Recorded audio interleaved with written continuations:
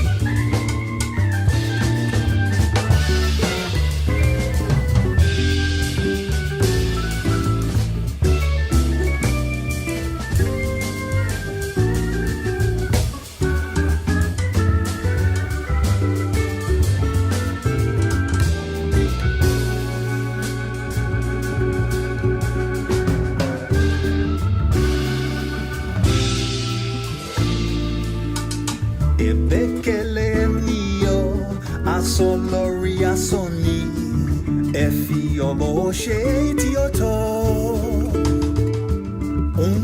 rere ti anse lo le mu aye toro ronti olojo ti kaljo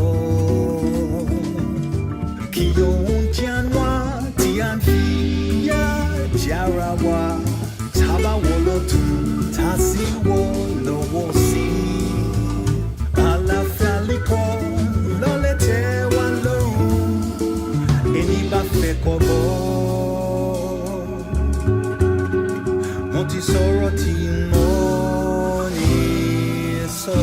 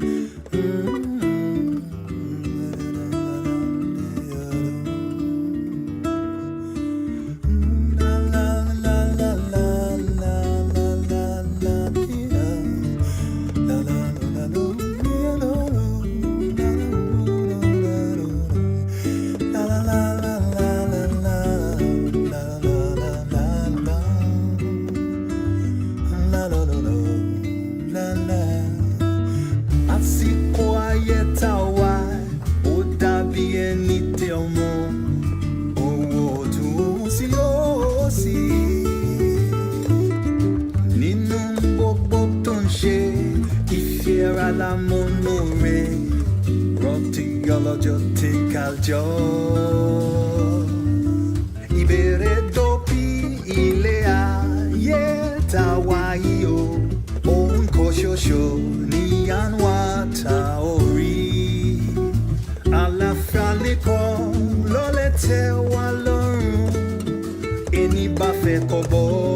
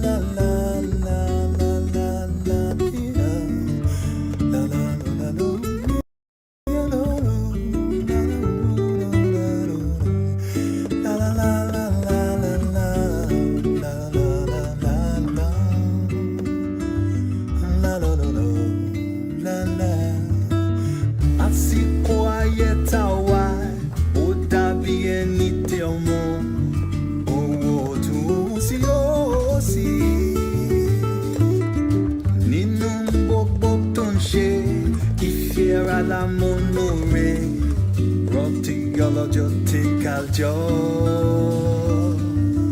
Ibere dopi ile aye tawaio On koshosho ni anwa taori Ala fraliko lolete walon Eni ba pa fe kobo Mo ti sọ̀rọ̀ tí mo ní sọ Ìgbẹ́kẹ̀lé ènìyàn asán lórí asán ni Ẹ fi ọ̀bọ̀ ṣe tí ó tọ́ Ohun rere tí à ń ṣe ló lè mú ayé tòrò Rántí ọlọ́jọ́ tí ń kájọ Kí ni ohun tí à ń wá tí à ń fi yá jára wa Tá bá wò lọ́tùn tá sì wò lọ́wọ́ sí Àlàáfíà nìkan ló lè tẹ́ wa lọ́rùn Ẹni bá fẹ́ kó bọ́ Mo ti sọ̀rọ̀ tí mo ní sọ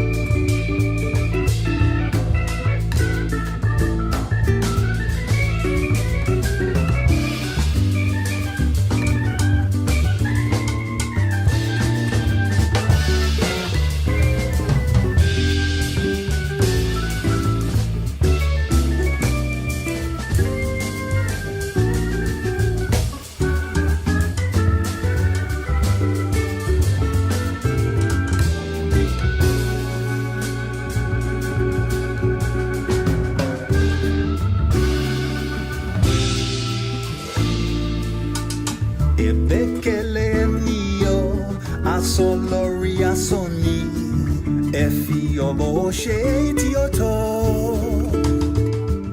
unrereti anshe lole muaye toro ronti olojo tinkaljo kiyon tianwa tianfia jarawa taba wolotu tasi wolowosi alafaliko lolete waloru eniba fekobo monti soroti moni so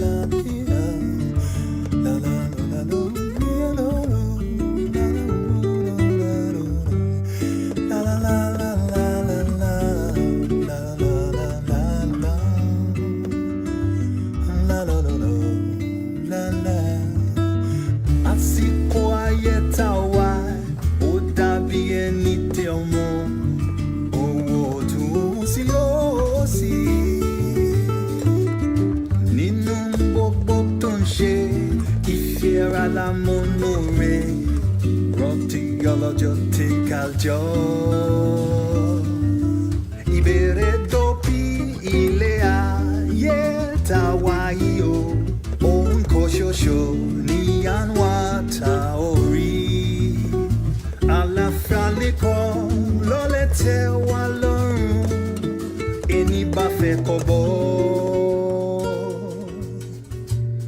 monti soroti moni so Ason lori asoni efi obo sheti oto onrereti anshe lole mwaye toro ronti olojo tinkaljo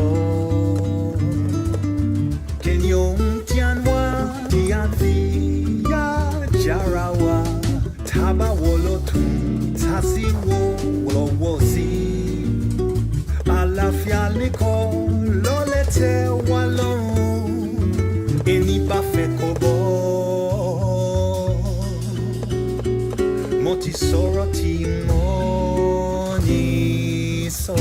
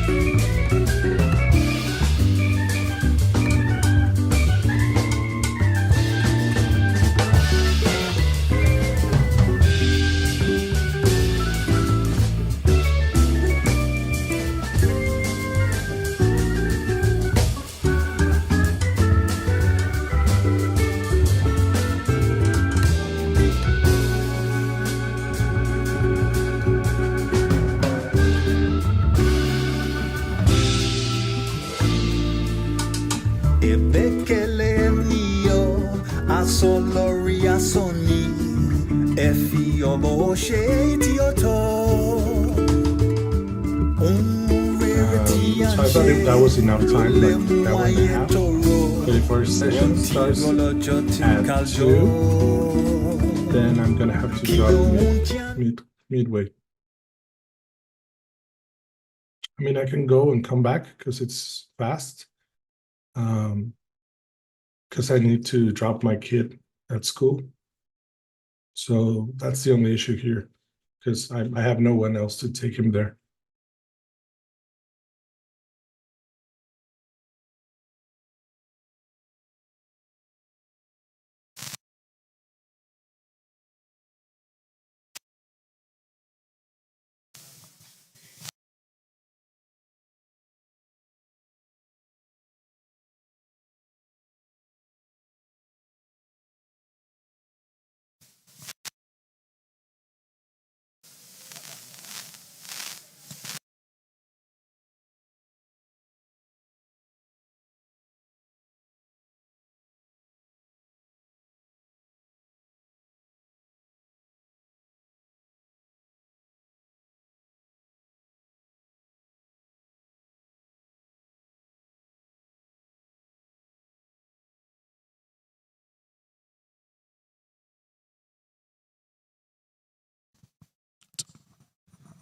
Okay. Right.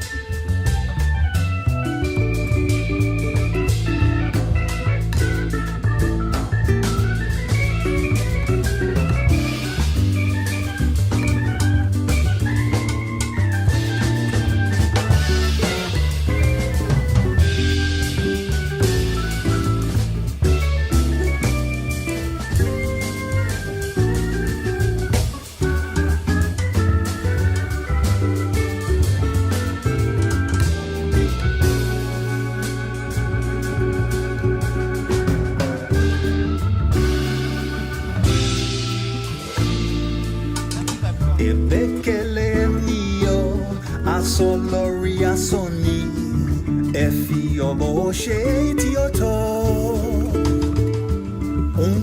Rarity and share. Lole muaye toro. Runti yolo jotin kaljo.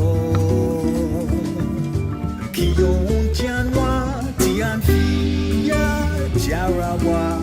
Taba wolo tu tasi wolo wosi.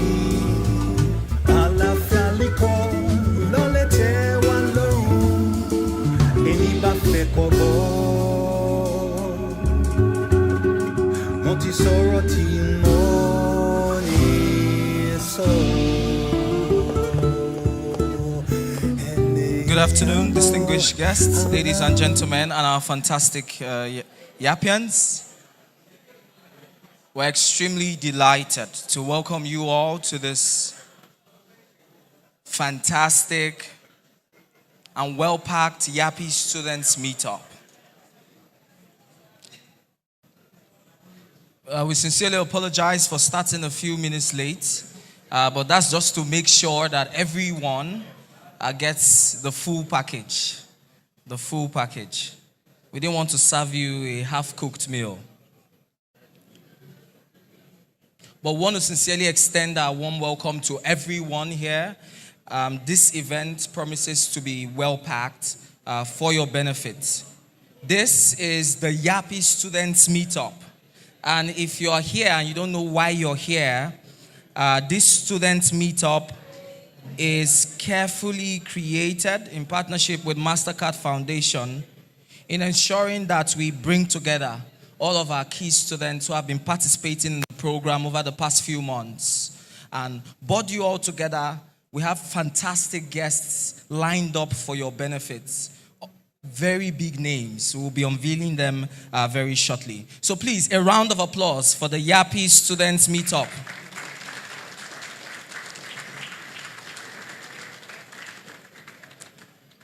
Interestingly, one of the students here at this event came all the way from Anambra State, specifically for this event this morning. So please, a round of applause. If you're here and you're that student that came in this morning from Anambra, can you stand up? Please, a round of applause for him.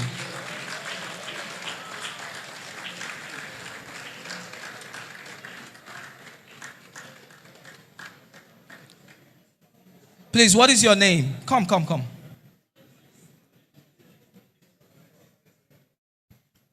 Tell us your name. My name is Felix Obafemi. Fantastic. So what inspired you to come here so early from Anambra? Anyway, there are a lot of programs that have been holding here in Lagos that we are alienated from, and I'm tired. So I don't want to miss this one. All right, so I have to just come and meet up with my fellow Yappians. Thanks. Thank you very much. So it is on that beautiful note we're going to be opening today's Yappi Student Meetup. A round of applause, please. Well, right here at this event, we have a lot of individuals, quite a handful of individuals that are here to educate us, to enlighten us, and to help us understand the full scale of what animation is about and what significance it holds for the continent and for the world at large. It would surprise you to know that the global animation market size is valued in 2022, was valued at $394.6 billion.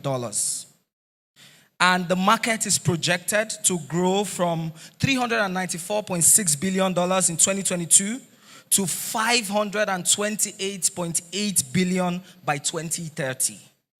So it clearly shows that animation is a big, big deal. We have Mr. Gabriel Okoji here from MasterCard Foundation. A round of applause.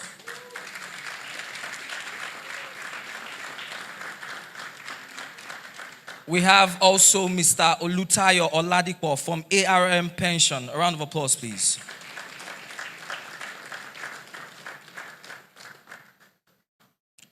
We also have Mr. Vidal Juba. A round of applause.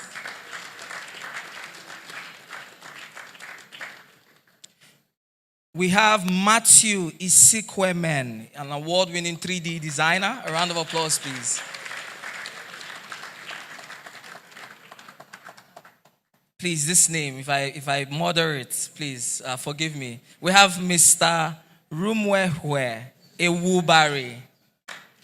Miss Rumwehwe Ewubari, the acting country programs for MasterCard Foundation. A round of applause, please.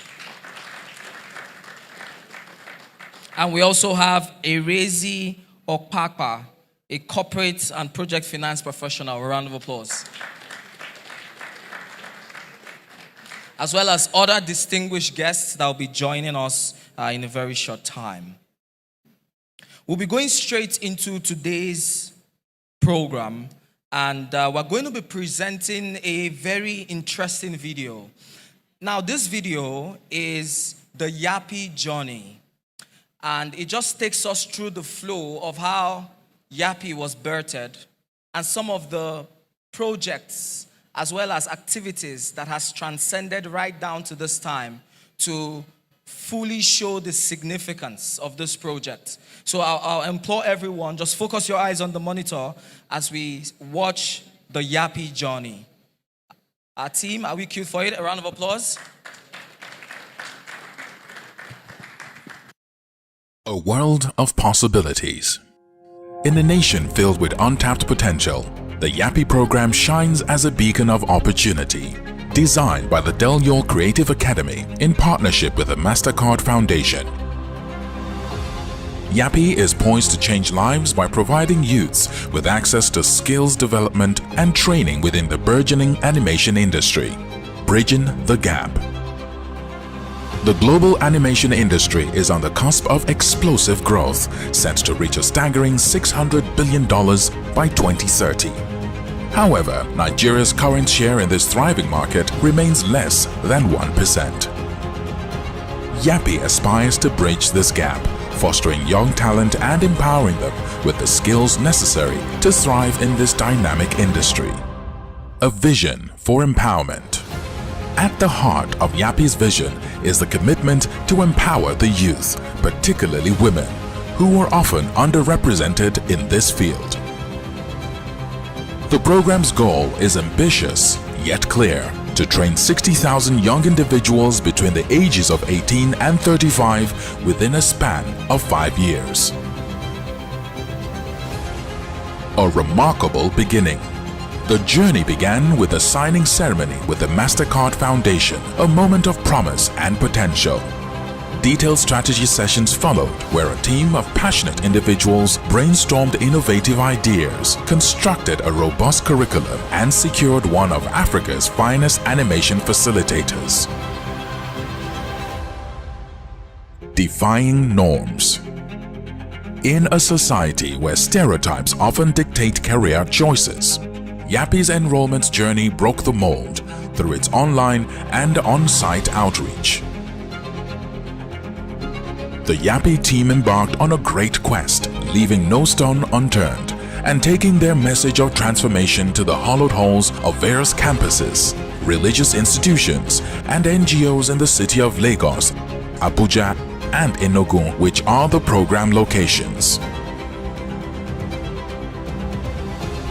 Despite prevailing norms, Yappi successfully registered 16,000 students in its Year 1 program, with over 12,000 verified into the Del Yol Creative Academy Learning Management System, with more than 8,000 students actively engaged in the online courses.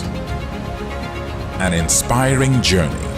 Yappi's journey has been nothing short of a transformative experience for its students. They've been immersed in a world of cutting-edge online lessons that ignite their passion for creativity. With captivating stop-motion projects and the mastery of powerful tools like Blender, they've discovered the true depths of their artistic potential. Yet, Yappi is not just about technical proficiency. It's a platform of profound mentorship. Students are privileged to draw from a wellspring of industry experts, spanning the domains of legal acumen, financial mastery, and the captivating art of entertainment. Looking forward. As the online phase comes to a close, Yappi eagerly anticipates the next chapter. On-site learning experiences are on the horizon, offering students the chance to immerse themselves in a world of creativity and innovation. Building dreams.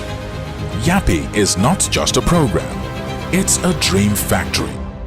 It's a place where talents are nurtured, potential is unleashed, and futures are shaped. Join us on this remarkable journey of growth, empowerment, and boundless creativity. Yappi. Shaping dreams, creating futures.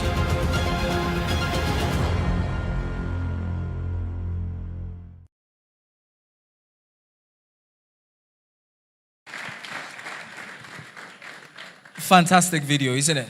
A round of applause once again for Yappi and MasterCard Foundation.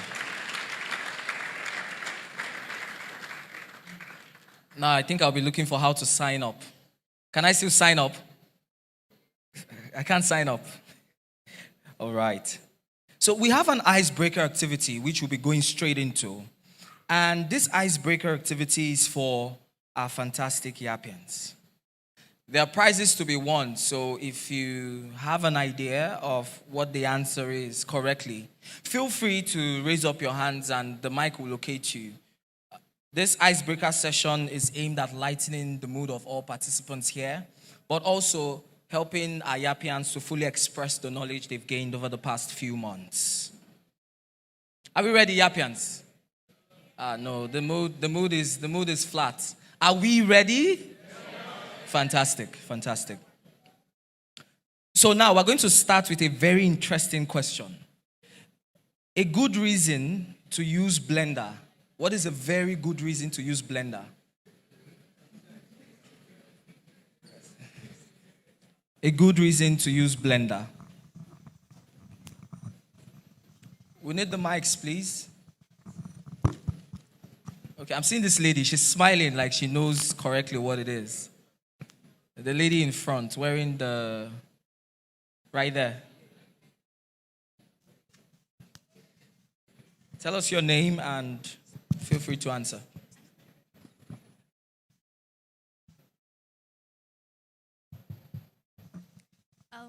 Hi, my name is Rejoice. I think Blender is, let's just say for once, it's free, and I think I heard when I was listening to the online class that it has the facilities for a upcoming learner, like for beginners. It has some. What's the question? What's the word? Okay, it's beginner friendly. Yeah, that's fantastic. A round of applause for her, but we think we want someone to hit the nail on the head. Someone. Okay, let's give our guy from Anambra.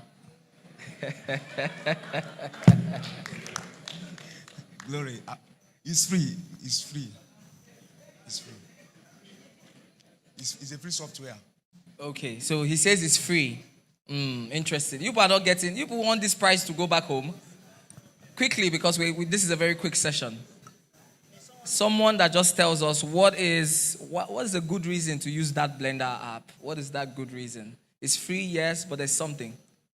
Yes, the lady in the middle, please. Yeah, good afternoon. It's free. Tell us your name first. Samiat. I'm Samiat. Go ahead. It's free, open source, and beginner friendly. Is she right? Is that satisfactory enough? Fantastic. So you have something, courtesy Yappi at MasterCard Foundation. Please take note of her name.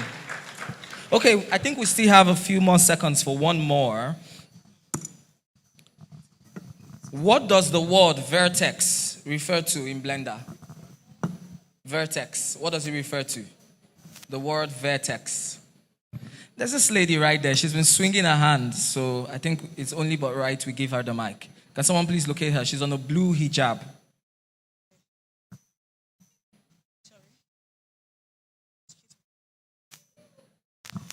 Tell us your name and your answer. Okay, good afternoon, everybody. My name is Kausa. Vertex is the points. Is that all? Points where you put objects. Is she correct? Okay, we have time for one more. I think we've taken some hands from this area. Let's give this other area an opportunity. Yes, please. Tell us your name. Please get the mic to him. Look at him in front. Yes. Good afternoon, Yappians. My name is Chukunoso Franklin. Vertex is the point that connects the edges. Is he correct? Some people are still not sure. Give him quickly. Give the guy in the middle quickly. My name is Micah. Yes, please, go ahead. All right. The little point you see is the vertex. The little point you see that connects the edges. It's not the same thing. Okay. Again? It's not satisfactory enough. One last hand, the last final hand. Let's take this guy in front. Yes, it's a point, but what is it, that point? What's it used for?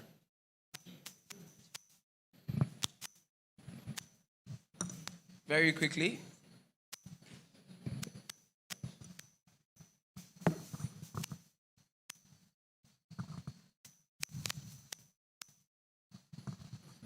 Hi, good afternoon, everyone. My name is Kingsley. Vertices are points in our meshes that enable us to manipulate certain objects that we're modeling with. And we have situations where 2 vertices will make up an edge and 4 vertices will make up a face. 3 or more vertices make up a face. If it's in the university, what do they call this guy? All right, so please take his name, and we have a gift for you, courtesy of A world Yappi. of possibilities. So we're going to be going straight to the presentation of animation videos. Now, after our students were put through a very rigorous training process, they were able to come up with very insightful animation videos that encapsulated all the knowledge they had acquired during the course of their training. So what we're going to be focusing our eyes on is the student animation videos that they made themselves. And after the video, we have one special information of how one of our videos won something very special. So please watch.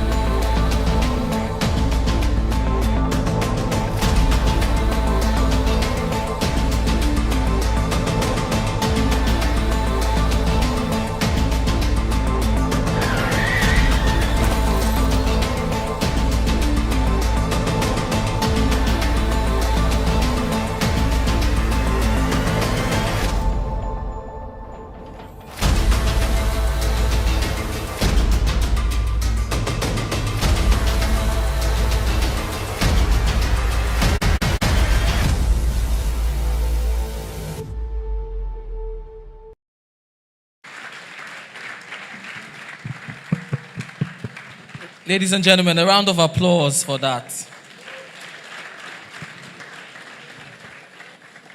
I was watching that video and I didn't know when I said Omo. Man, fantastic. Fantastic. A round of applause once more.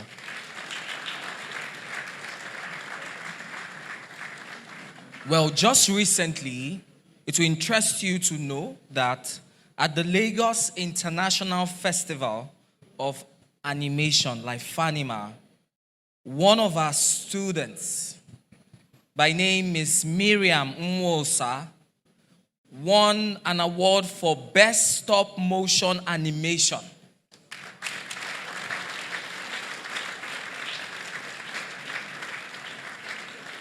Miriam Nwosa, is she here? Okay. But one of those works you saw on the screen won that award. Best Stop Motion Animation at the Lifanima Awards 2023. So that is a clear validation that the trajectory is very positive. A lot of you are learning in a very defining way and you're using it to make or gain real traction. The real bone of contention in this event is the panel discussion. And that panel discussion, before we go into that panel discussion, we would like to invite an amazing man. Sometimes I find it hard to get the exact words to describe this man. He works behind the scenes tirelessly to make sure that all the things you see here is put into fruition. So I won't want to talk too much, but I want to invite him very quickly. Please, ladies and gentlemen, a round of applause for Mr. Ikena.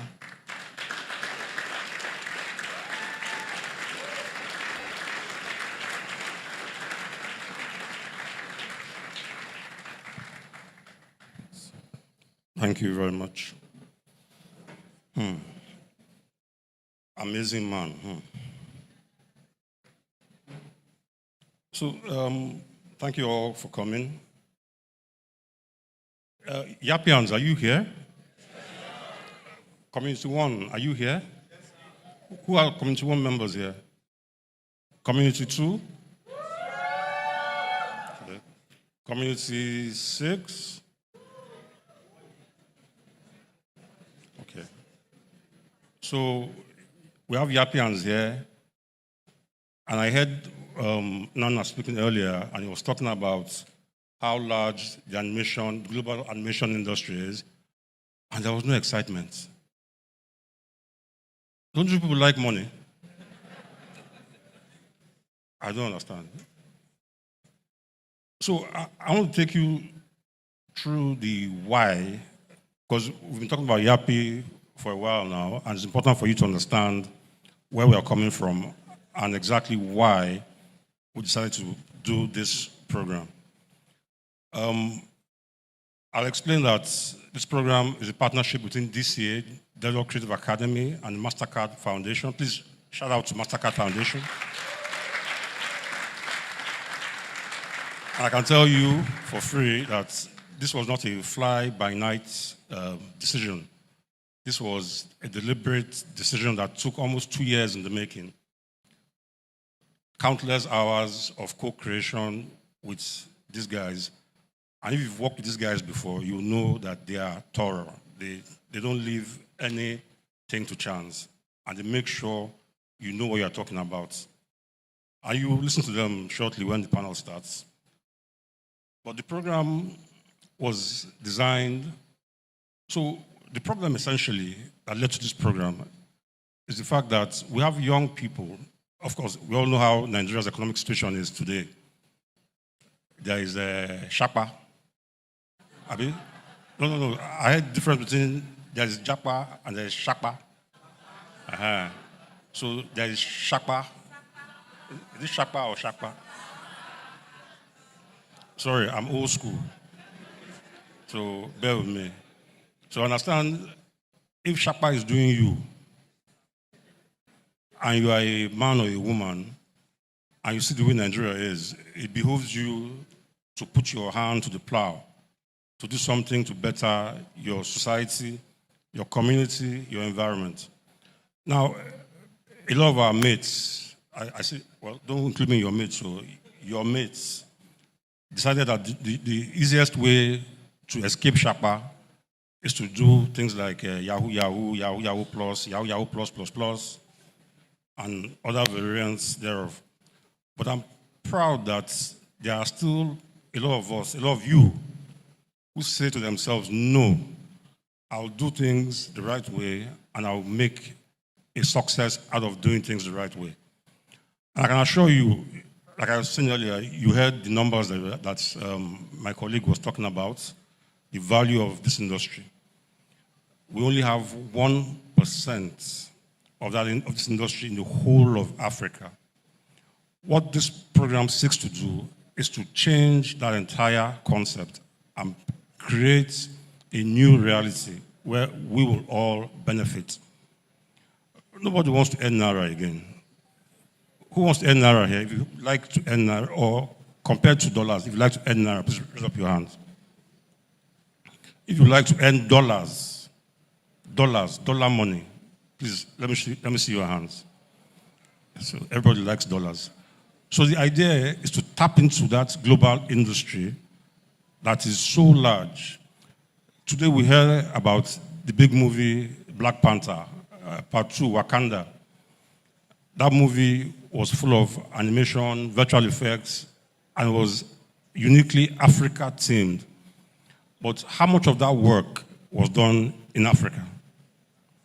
Almost none of it, if any at all. Maybe something very little. And the reasons are obvious. We don't have the capacity on that level to deliver that kind of work. They rather take the work to Asia and parts of Europe than bring it to Africa because we don't have the unique skill sets in-house.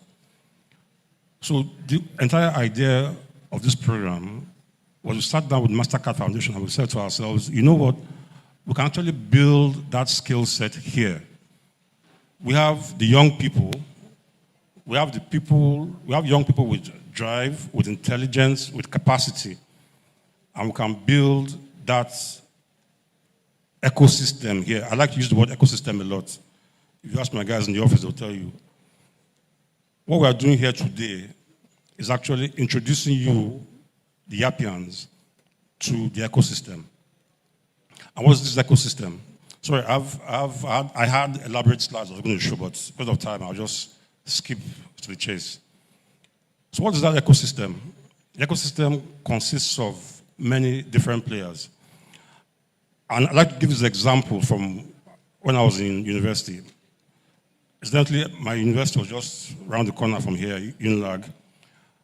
And I remember those days, this was what we used to pay school fees, animation. Those days, the industry was still very young. The technology was still way, way behind what you have today. Those days, there was no Blender. There was no free software. So you had to invest in yourself just to make money. But there was potential. If in those days we had Yappi, maybe by now I'll be a multi-billionaire in dollars from animation. But because there was no Yappi in those days, I had to go. I finished in electrical engineering, then I went to oil and gas, and the rest is history. So the point today is we are saying to you, there is an ecosystem that can support you. I know you've already engaged with your initial ecosystem, your communities. I know you've made lots of friends, even albeit online. But there are other players within the ecosystem. We have fund providers, the banks, the financiers. We have guys from BOI here who are here today, FCMB. We have animation studios. People, yes, please, round of applause for them. It's not easy. It's not easy. Today, getting financing for the creative industry is difficult. We all know that. But a bank will put money behind where there is value. So it's up to you guys to show them that there's value. In that ecosystem as well, we have animation studios, guys who have taken the challenge up and they've built studios for themselves and they're waiting for you guys. They don't have people. They don't have the skills. They're looking for people who have been trained, who they can employ.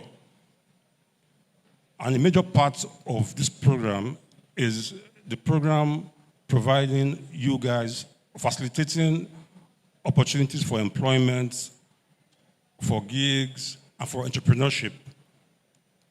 So that means you either can get a job in any of the places where animators are needed, or you can be a freelancer, or you can decide that amongst yourselves, you can form an enterprise and then look for work outside. And this work, when I say look for work outside, is not restricted to just Nigeria. Anybody who knows anything about Del York will tell you we are international. Our focus is always international. And international, people say local and international. That's bad English for me. There is local and there is foreign, because you as local, you are part of international. So the concept is we are going to make sure that Nigeria becomes a hub for outsourcing, for a global hub for outsourcing in animation. That means next time they want to create the next Wakanda movie, Black Panther movie, they will come here because of you guys.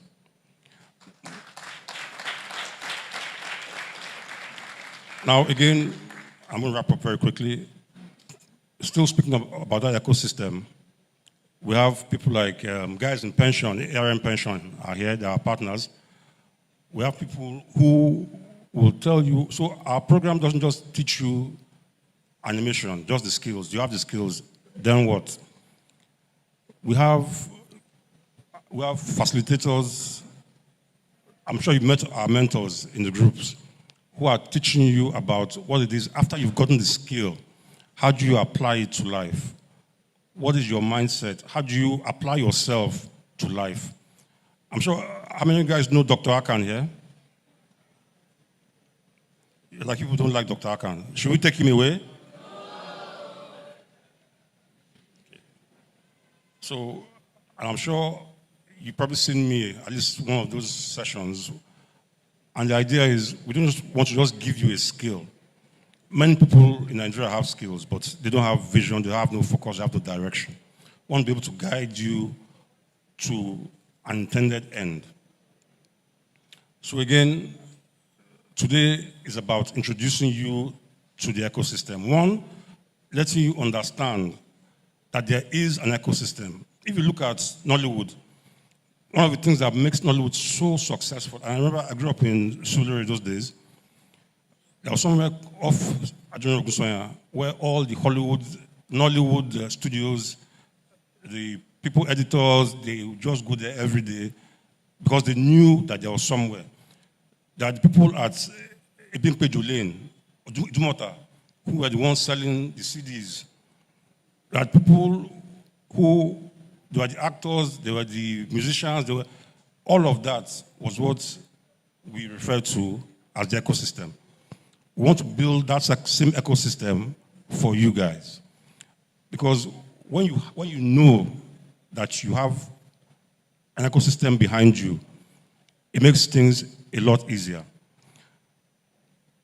Lastly, I want to say, I was in the UK a couple of months ago, and you know, in the UK, you walk up and down the whole place looking for what to buy and what not to buy. Everywhere I went to, I just kept hearing Nigerian music. They don't play European music anymore. They play Burna Boy, Wizkid, Davido, and the likes. So I kept asking myself, how did we get here? So in case you don't know, we as Nigerians, we have a vibe. If you agree, please let me know you agree. That Nigerians have a particular way of doing things. We have a vibe. So everything that we are good at, we put that vibe behind it. And before long, the whole world knows us. Please bring that vibe to animation. Thank you.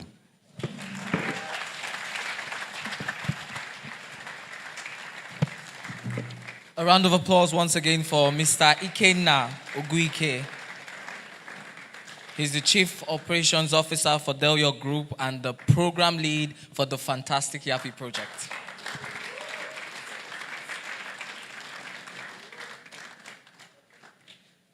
And while he was speaking, I was just thinking about, the statistics of how animation is growing rapidly. By 2025, the 3D animation market is expected to be worth over $50 billion. Guys, 11% annually. That is one of the biggest. And interestingly, it is good to know that just in 2023, this year, over 60% of animators globally were employed in the film and television industry. Animation studios now have embraced environmental friendly practices. So if you practice animation, you're invariably cutting down 50% reduction in carbon emission. So it means it's one of the safest jobs to be in. And then by 2026, 50% of animation studios will be cloud-based, increasing remote collaboration and reducing costs that is associated with physical infrastructure. A round of applause, guys.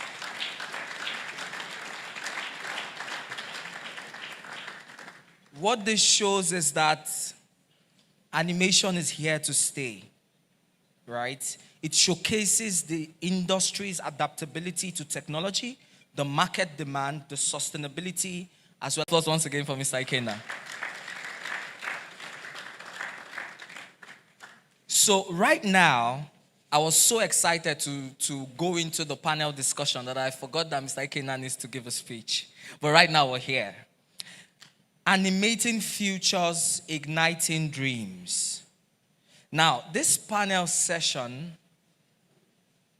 is aimed at discussing the future of animation and how you can play an active role in that future. What role does animation play in Africa as well as collectively in the world? So right now, I'm going to be introducing the moderator for this panel session, and he will introduce the speakers on the panel. Our fantastic moderator for this panel session you're about to listen to is Mr. Vidal Juba.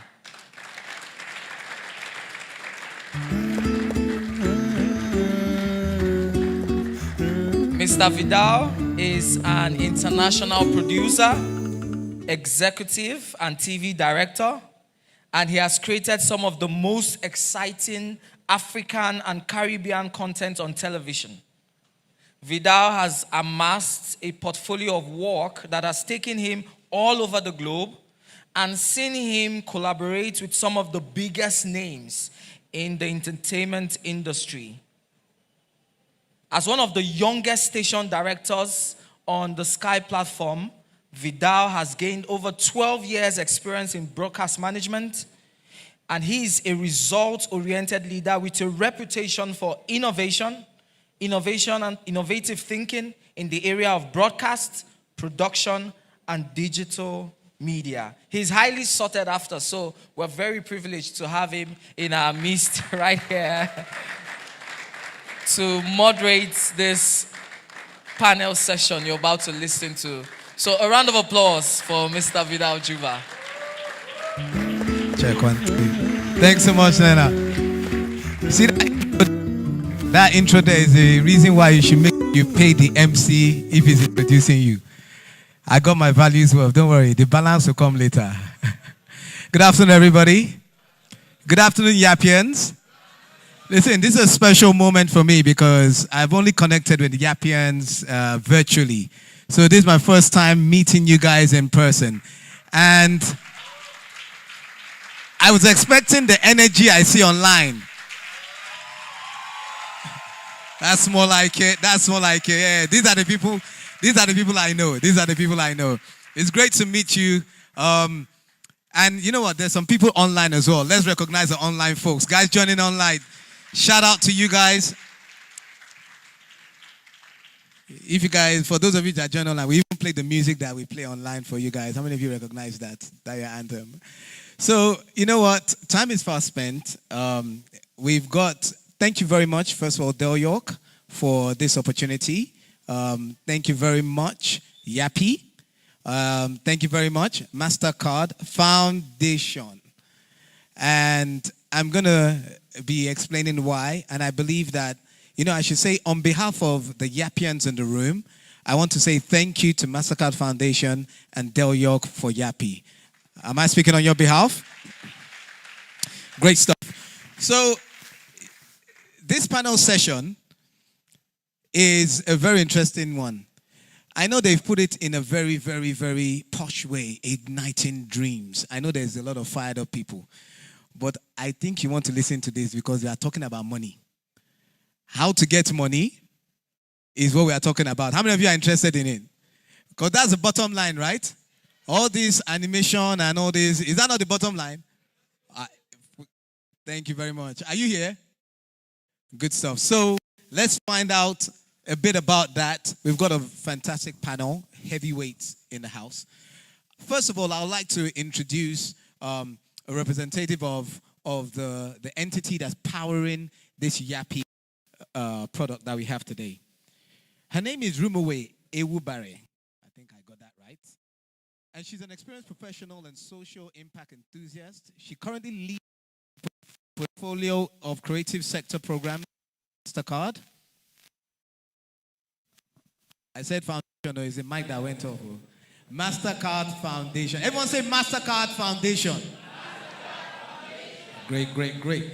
Her focus is to unlock 2 million work opportunities for Nigerians' young and vibrant creatives. Come on, that deserves a round of applause. And as part of the foundation's Young Africa Work Strategy, her previous experience spans financial services with Africa's largest bank, as well as management consulting with a focus on strategy and business transformation.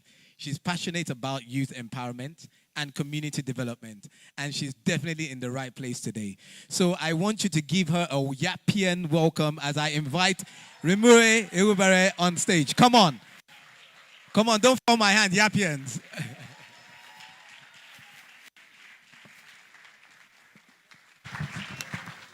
Check one. Fantastic. And because we're all gentlemen here, we also have another lady on the panel. So I'll do the ladies first. You know, chivalry is not dead.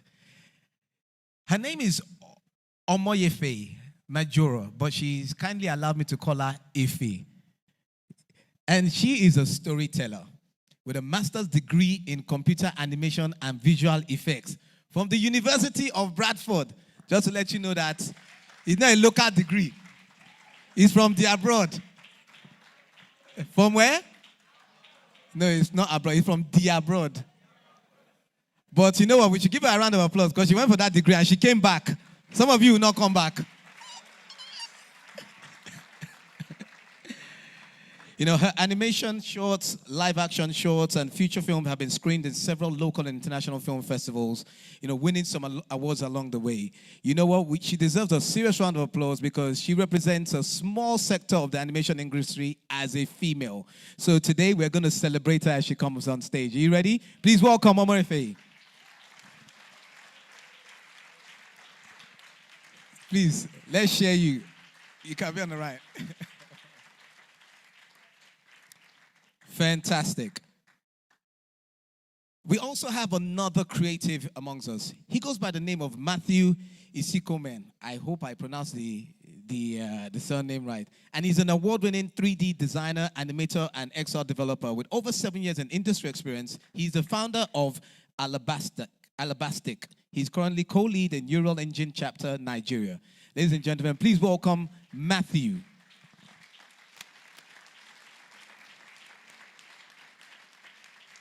You can.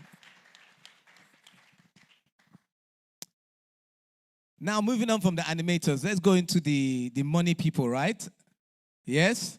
Okay, let's bring up the next gentleman. His name is Adeluyi, and he currently serves as the group head, agent banking and mass market channel within the retail division of FCMB, where he is responsible for driving all financial inclusion, initiatives, which include agent banking, mass market channel, micro and group lending businesses. The very important one, lending.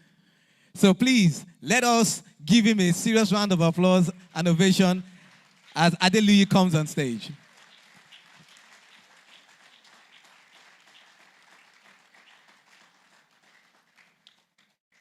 Last but definitely not least is Mr. Erezi Okpakpa, a seasoned corporate and project finance professional at the Bank of Industry, BOI. With a decade in banking, he excels in steering diverse projects to success. His commitment is evident in fostering growth for both BOI and its creative industry partners. Ladies and gentlemen, please welcome Erezi Okpakpa.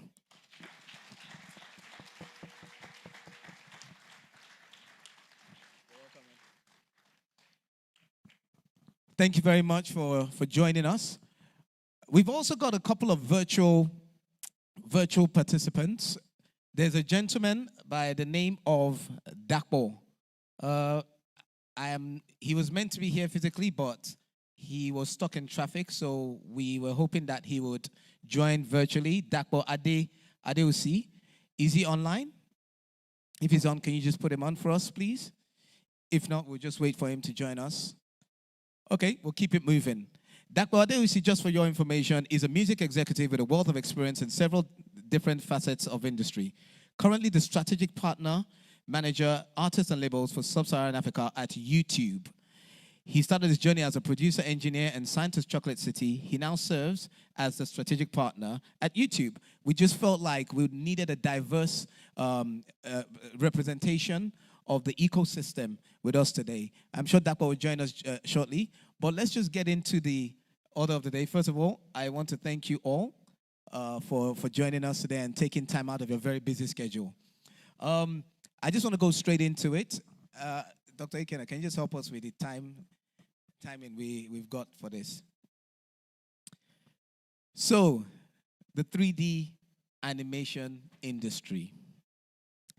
I want to talk about the current state of this animation industry in Nigeria, because I believe quite a few of the Yappians here, and please correct me if I'm wrong, you're currently in this industry by way of how Yappi has empowered you with this initiative, with training and so on.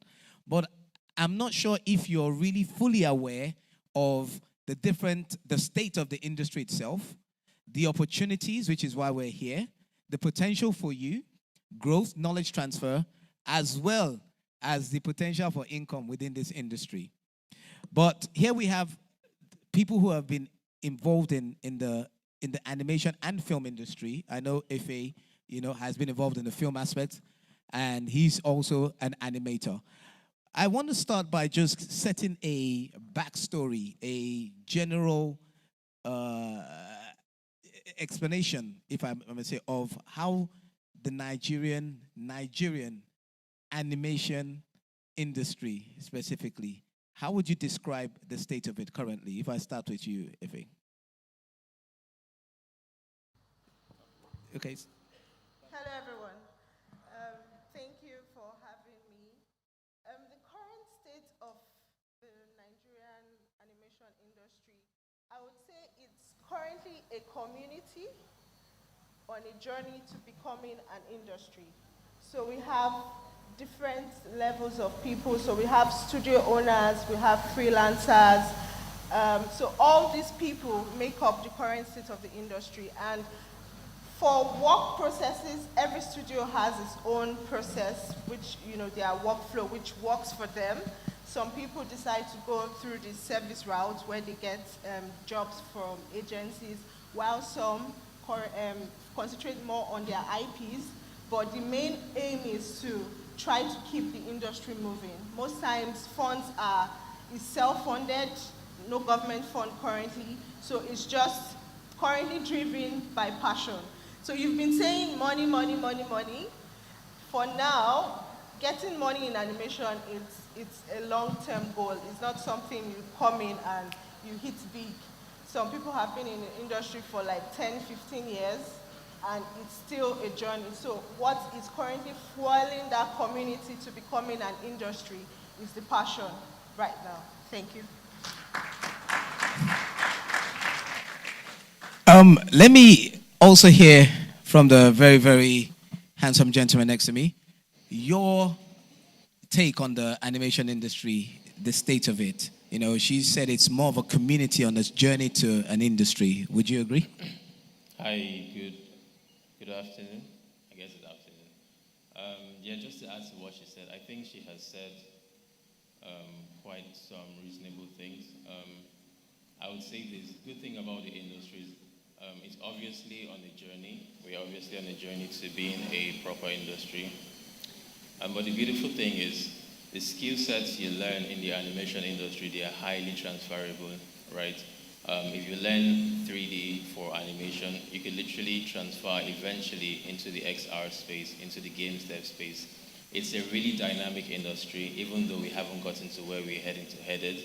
But it's very, very vital that we know that eventually we will get there. And it's not something that when you pick up the skill sets, over time it becomes obsolete. It's highly transferable, and that's what makes it dynamic. And that's why I feel like that's what would really fuel the growth of the industry. I would definitely agree with that. I think that's one of the unique things about the animation industry. Definitely highly transferable. I remember when I took my facilitation session with the Yappians, you know, I came from a different perspective where a lot of people may not even think animation for broadcast, animation for events. There's a whole lot of untapped, you know, opportunities in that area. Immediately we talk animation, a lot of people think VFX, a lot of people think animes, but there's different areas. Even, I mean, I had to invite some of my animation friends here. There's Paul, who's supposed to be virtual from Mexico, because we wanted to find out a bit of learning from how they've developed their economy, the training. But some of the people that are here, that are invited here, these guys are experienced animators, but half of the jobs they do are animation for events, animations, 3D walkthroughs, and so on and so forth. You know, so it's quite diverse, and the skills are transferable. But what I want to also bring to the table is MasterCard Foundation's involvement or powering Yappi. You know, the foundation has been involved in empowering and skill set training across quite a spectrum. But specifically with animation, why, how did you get involved or decide to get involved in empowering and training 5,000 people in this particular sector of the industry? Can you just, you know, give us a bit of background information to that? Thank you so much, Vidal, for that question. Hello, everyone. Glad to be here and to be a part of this panel. I would say that for us, first things first, MasterCard Foundation has this big vision of having a world where everyone can learn and prosper, particularly young people.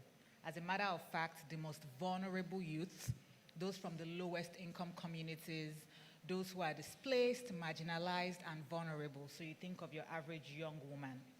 So for us, having that in mind, we then crafted what we call our Young Africa Works strategy. And that strategy over the next couple of years up to until 2030 is supposed to empower 30 million young Africans. For Nigeria in particular, it's 10 million, out of which 70%, which would be 7 million, needs to be young women, so young disadvantaged women. And one of the sectors we thought to prioritize in Nigeria based on our research and extensive analysis was the creative sector. And this is because it is a natural draw for young people. Can we agree on that? Yep. Right? So we identified that and saw, you know what, we don't want to just intervene in an abstract manner. We want to meet the young people where they are. And so we started to prioritize areas of the creative space like film, music, fashion, as well as animation, because we saw that there was an opportunity there. So to your specific question, Vidal, it was a case of what exactly is the opportunity in this space for young people? What sort of growth can be catalyzed in this area? And like we said earlier in the day, the animation space as at a year or two ago was worth over $350 billion, of which not just Nigeria, Africa's share is less than 1%. Can you imagine? Africa's share of that global trade is less than 1%. And this is an industry that we're saying by year 2030 is going to be somewhere around $650 billion Ikena. So how can it be that a whole Africa, a whole Nigeria is not effectively participating in that space? How can it be? And so when we came on board and started having these conversations with Del York, it was a case of, okay, there's clearly an opportunity there. So how can MasterCard Foundation then position as an enabler, right, or a facilitator in that space to pull relevant parties together in a way that unlocks work opportunities for young people, which would always be our focus and our priority. And so that's what got us to that space, why animation is the opportunities it holds, like Matthew and yourself, Vidal, said, is that it's such a highly transferable skill. So I look at animation in the context of the creative economy as a whole. And the creative economy entails creative jobs within the creative industries, as well as creative jobs outside of the core creative industries. And so that was something that was very attractive to us. So with that way, we could easily link from the world of learning to the world of work so that young people can truly be empowered. Fantastic. Come on.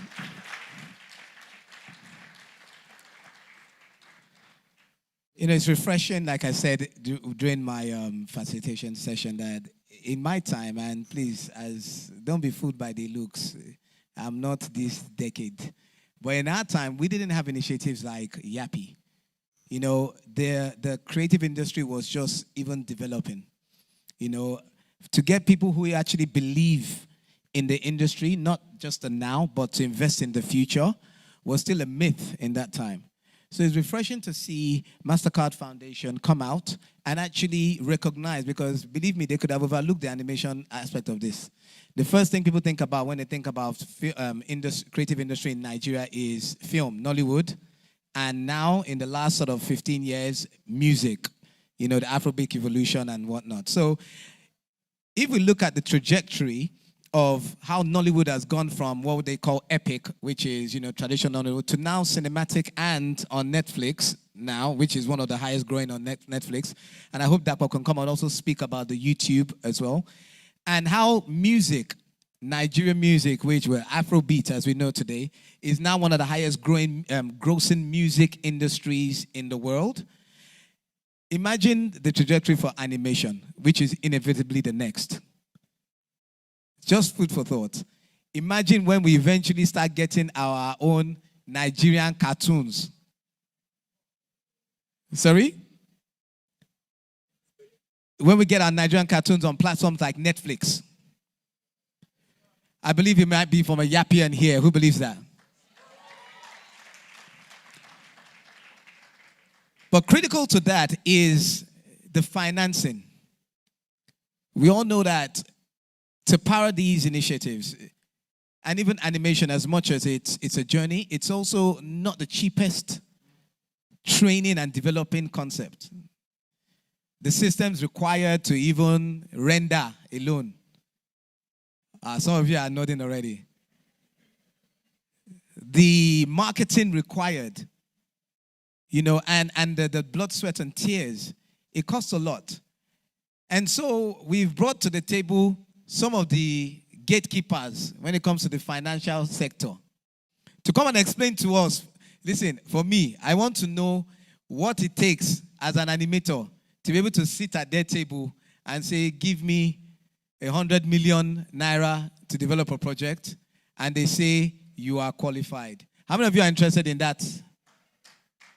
I'm asking the right questions. Confirm. Thank you. So I'm going to start with Adelui. Now, we will start with you. Not for him. For me? Don't worry. He doesn't need a microphone. He's loud and clear. So, Mr. Adelui, from FCMB, can you just give us a little bit of insight into your involvement, when I say your, FCMB's involvement within the creative industry, not just animation, but the creative industry?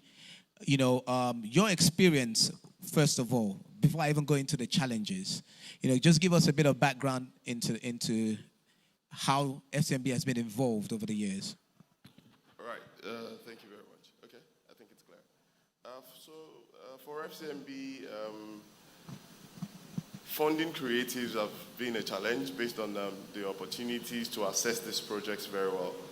And what we've been able to do in the past is to work with partners similar to MasterCard Foundation to provide us with funding to bring these people up to speed. In the past, we've sponsored movies similar to movies, series of movies, and yes, it was very difficult to get these approvals out because of the understanding within that space. But we've done that successfully, and we're still willing to do more. With the new partnership we have with MasterCard Foundation, we've been able to bring more people on board within this space, within the creative space, and funding should gradually come out. The unique thing is that it still becomes a problem to collateralize this project. I heard people speak about huge funds to put this. That problem still exists. And probably my message to everyone here is, how do you make it easy for a funding partner to bring out funds for this project? We as a finance institution, we want to use the funds kept safely. And when we are unable to probably put these things into proper context, it becomes a challenge to fund. That's probably the little I can say on that for now. That's good enough for me for now. Come on, can we? That's good enough. I would want to delve in a bit more because, I know the little I know in finance, it's about credibility. It's about how credible you are, your credit. You may not have collaterals and so on and so forth, but I know that there's now ways and means that you are able to, if I can use creatively, help to support and fund. Bank of Industry, has been, as far as I know, has been one of the forerunners in terms of supporting the creative industry over the years. I know that it might be big projects. When we talk about, you're talking about the Kula Afolayan's and the big boys. But here are the bigger boys. You're chilling with the big boys here. Am I right? Yes. These are the next, your next clients here. But I think it's also important for them to hear the mistakes and the issues that have passed so that when they come forward, they come correct. Can you just give us, with your wealth of experience, I'm sure you also have a wealth of insight into challenges that you faced. Can you just give us some of that insight so that we can be educated as to, what has gone on and how to come forth? Yeah, thank you very much.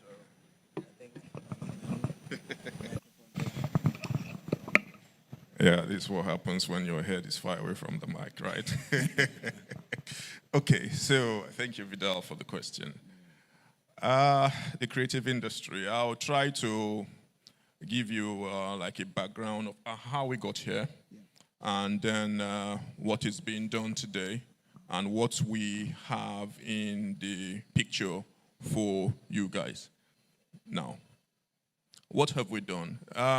The creative industry was not always like this. A few years ago, the management of my bank took it upon itself to do intense research into the industry to see areas of opportunities and also explore ways of de-risking the industry. And after the report had been done, specific areas of concerns were identified.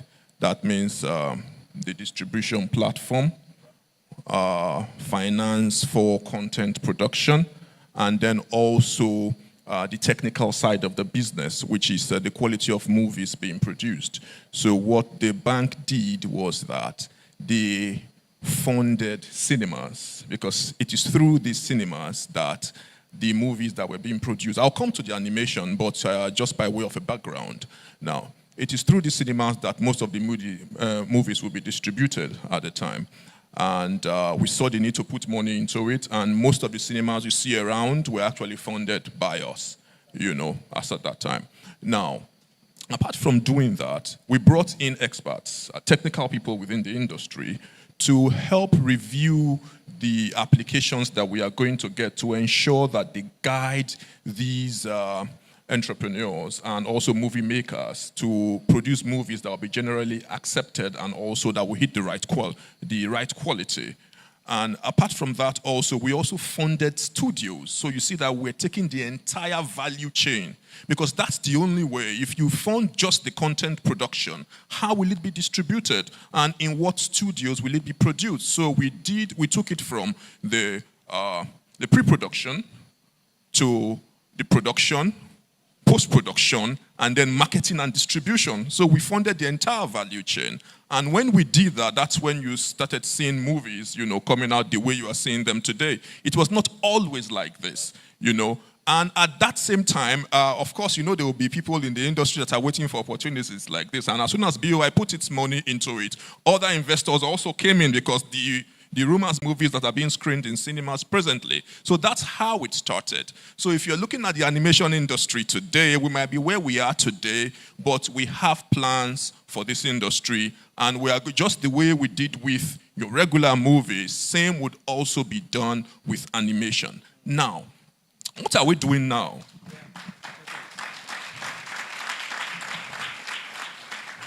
What are we doing now? Right now, after the Noli Fund project, because the Noli Fund project was a 1 billion naira fund that was earmarked for players within the industry. After that had been exhausted and that window closed, we've been funding movies within the industry, but no longer under the Noli Fund, because the industry is now big enough to have players that can come on their own, corporate entities that we can finance. And when they come, they bring in collateral. And that would make me touch maybe one of the challenges of the industry.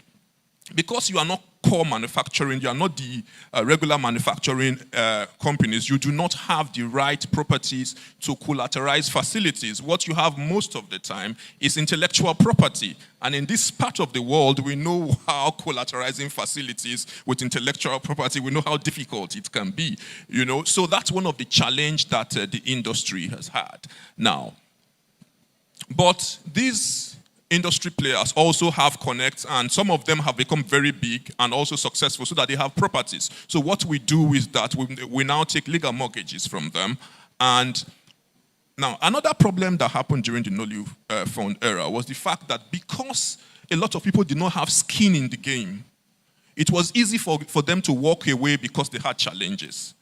And the bank would also have to correct that. We've been around since 1959. That's 64 years now. And if we are still here, it means that there's something we are doing right. And the fact that what we learned from that very incident, we would have to put it into our policies and processes so that it does not happen again. So if you are coming from that area, at least you have to have some skin in the game. You cannot tell me that you need 100 million naira to produce a movie and you do not have anything. It doesn't make sense for us to give fund to you at that point, because if anything happens, it's very free for you to walk away. And you do not even have to even exert yourself. But if you're bringing maybe like 30% of that fund, we can sit down and, and then discuss. Irrespective of the amount that you are asking for, we want to see that you have skin in the game. And the current ratio that we deal with is 70-30. That's as at that. But young people like you, where are you going to get this kind of collaterals and things to be able to, come to us for such facilities?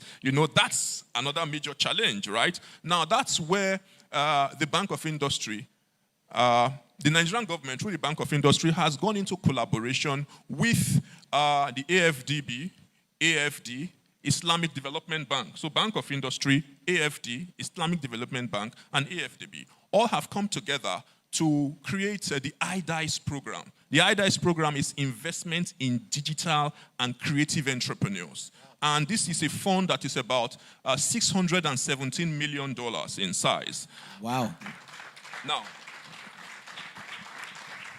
out of this fund, about $353 million of it is going to be equity investment, which does not require any form of collateralization from you. About 100 million naira out of that is going to be for loans, which might not be for you guys, because now in the industry, I liked what she said, where she talked about passion, from a starting perspective. Now, for now, what you guys may have is passion. But as you move on, things will begin to scale up. And how do we onboard you and bring you in? And also, another thing is, There is also the part for grants, about $149 million that has been earmarked for grants. So you see, that's an easy way of onboarding people into the program. Now, this program, what is the purpose? First of all, it is to train and to provide some form of capacity building for people within the industry. Because currently, unless I'm wrong, there's no university that is producing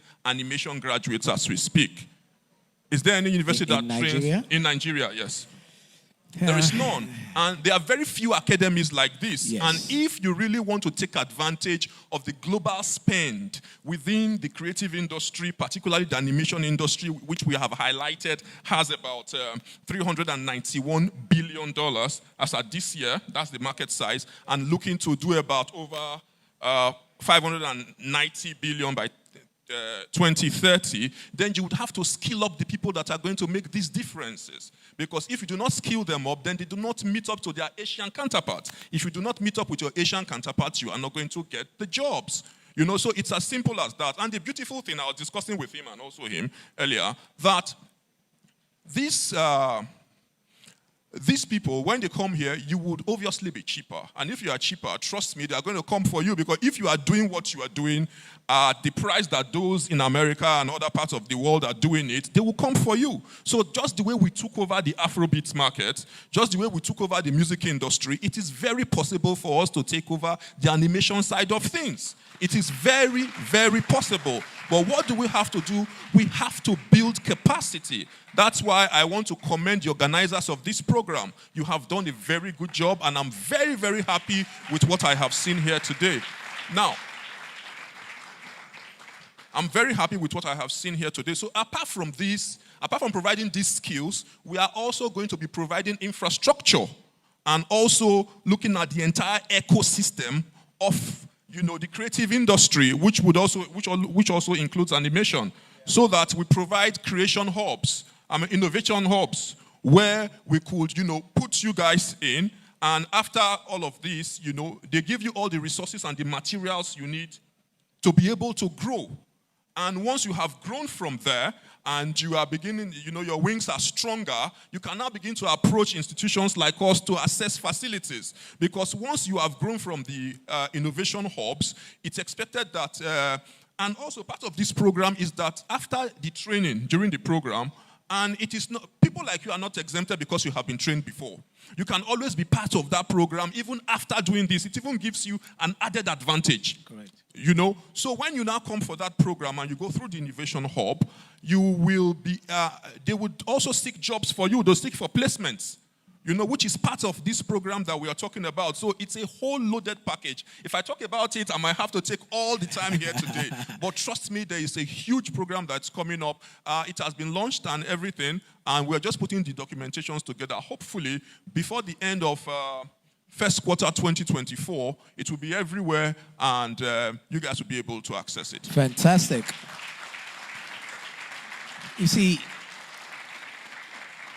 information is key. I'm not sure if you would have had an opportunity to get insight into such opportunities that have happened, and opportunities loading, as they say.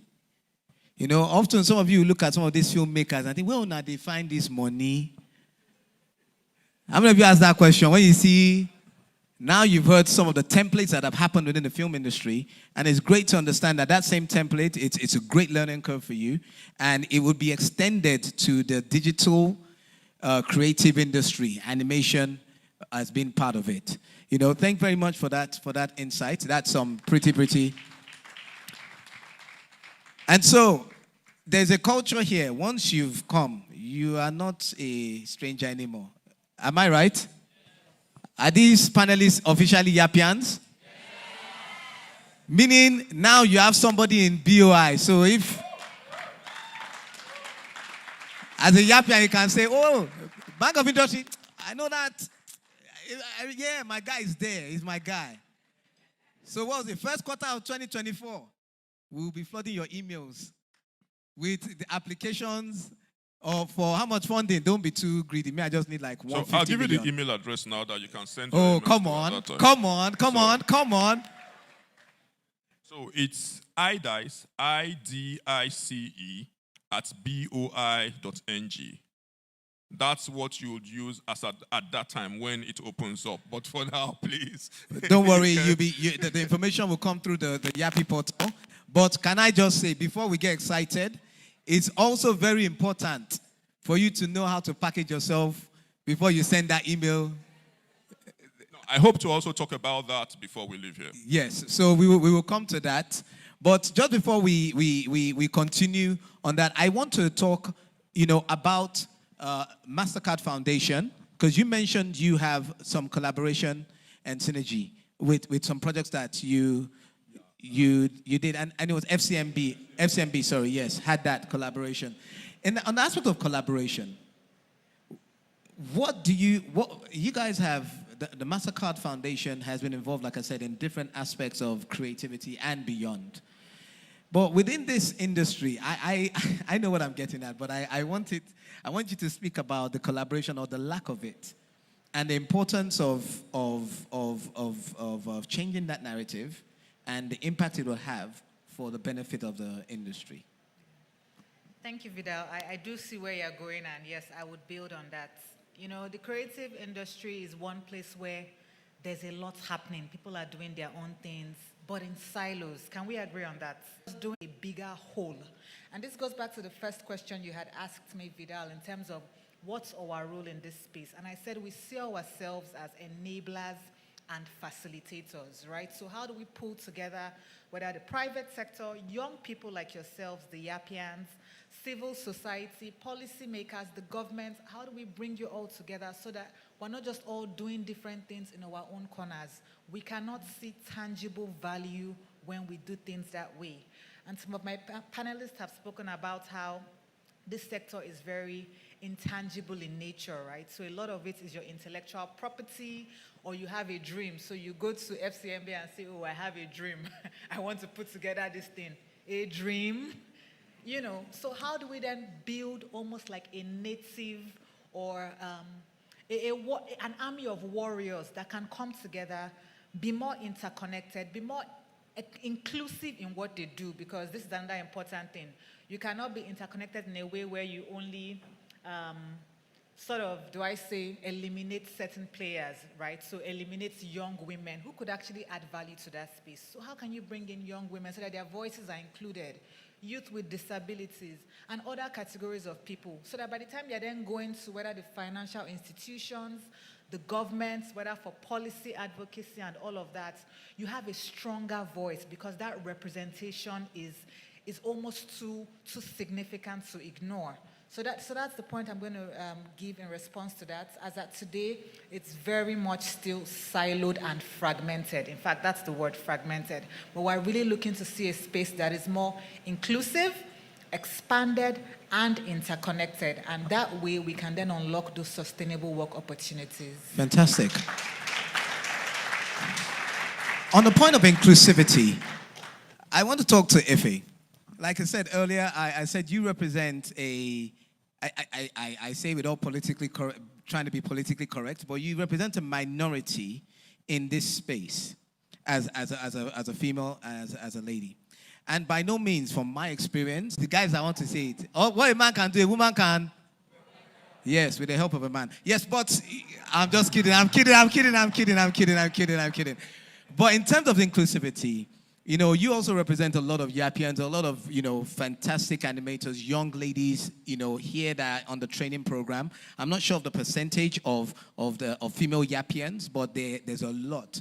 Would you be able to, shed some light about your journey as a female animator, what you've learned, and what you can, give as nuggets to the upcoming and budding female animators, as through your experience? My journey as a female animator has been very interesting, challenging, and fulfilling, because I'm a very shy person. I don't like public speaking. I'm always in my silo, like you said, always. But to some extent, I noticed if we as women don't see ourselves here, we would think women are not supposed to be or women can't be, because animation doesn't have anything to do with physical strength, where you'd say, okay, pass my power or something like that. It's more your creativity, your technical skills, managerial skills. So it's for everybody, irrespective of your gender. So my journey is more of continuous learning, because you can, I say, anytime you feel you've learned enough, that's the day, for me, I die, because you can never stop learning. So the more you improve on yourself as a woman, the more you see yourselves being able to access certain opportunities, because for animation, it's not about referrals, like, it's my sister or it's what you can do. Can you get the job done? And if you can't, because it's not even about university degree, because there are some people who are self-taught and they are really good, better than me that went to school to do it, So it's about you having that. It still goes back to passion. You having that drive that, okay, whatever I've learned in the classroom, I have to take it a step further. It's not waiting to be spoon-fed. You have to seek that knowledge, and when you gain it, you also have to be willing to share it, because there's this thing about sharing. When you share, you learn more. So don't keep yourself, and with that, you see yourself getting more confident, because there's something about you knowing what you are doing and be confident about it. So it's that growth. And then before you know it, you don't see yourself as a woman, maybe the only woman out of 7 men on a team, because you are getting the job done. Everybody forgets that you are a woman. They are Yes. like, who did this? Oh, but when you kind of, if I use the word slack, they'll be like, just excuse because she's a woman. So don't give yourself that opportunity for someone else to use your gender as an excuse for you. Get the job done. Wherever, one of my mottos is, whatever you find yourself doing, do it to the best of your ability. If you are not going to put in your all, don't bother doing it. Thank you. Fantastic. Time is fast spent, and I still have specific questions for each and every one of you. But on the point of recognizing women within the industry, I just noticed a lady amongst us who is also a powerhouse director at Del York. She is a renowned event and program manager, but she's also one of the biggest supporters of the Yappi initiative. She's sitting at the back humbly, but I'm going to point out, because she should be a mentor to a lot of the young ladies here, is Mrs. Ayiri Oludumoye. She's at the back there. Come on, just give her a round of applause. She's a powerhouse of a woman. She's an epitome of a woman holding her own amongst men. And I see that amongst a lot of the Yappians here. So I think it's very important to celebrate, especially where people are breaking ground. So you know what? It's fantastic to hear your journey, Ife. Definitely we support you on that. We know that it's, like I said, competency is not even a matter of gender. So please just remember that if that's something you take away, especially the women amongst us, make sure you take that away. I want to speak about the role of education and training within the animation industry. It's very, very important. Yes, you mentioned that a lot of times, a lot of the, Nigerians as a people, we are so innovative. We would watch a movie and learn how to direct a movie. Some people will go to university for 3 years. Do you understand? We will listen to a song and we will learn how to play drums. But beyond that, the only edge that our counterparts across the pond have over us is honing our talents and understanding the technical approach, the technical approach to these things. And so, Matthew, I wanted you to tell us a little bit about your journey in terms of the education aspect of animation, the development for you as a young man, and also about some of the challenges that you have faced over the years in terms of, pre-Yappi, getting access to training or help or financial backing and that in your experience. Thank you.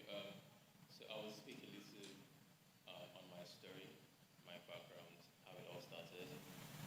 I have a very interesting story, and I hope it can encourage one or two persons here. It was my 3rd year in the university. I studied at the University of Benin, by the way. I'm from Edo State, so shout out to, shout out to all Nigerians, but. You're a sharp guy, very sharp guy. So yeah, it was my third year at the University of Benin, and then without my parents' consent, I left school. What I mean by left school, for like 2 weeks. Wait. Disclaimer. These are his own views, so. No, please carry on. I think that was my first time coming to Lagos, so like 2013. Yeah, so I came to Lagos, and I think it was Orange VFX. They were doing a training. So I funded myself, and I did like a 2 weeks training at that time. After which I went back to school, and immediately I stepped foot in University of Benin. I lost interest in chemistry because I was studying chemistry, by the way.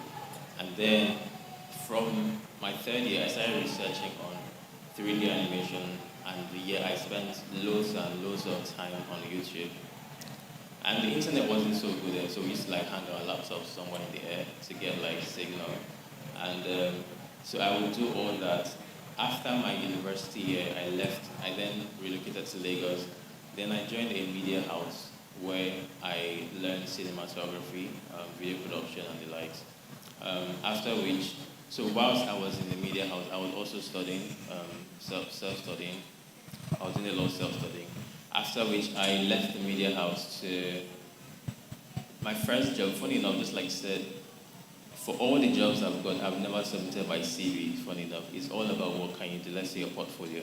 So I left the media house and went to work with an architectural firm. So just like I said earlier, the 3D skill set is highly transferable and it cuts across various sectors of the industry. So from the media house, I went to the architectural firm where we are creating like 3D animation for architectural views. And that was the first time I got introduced to virtual reality for architecture. And immediately I felt, okay, let me explore this sector.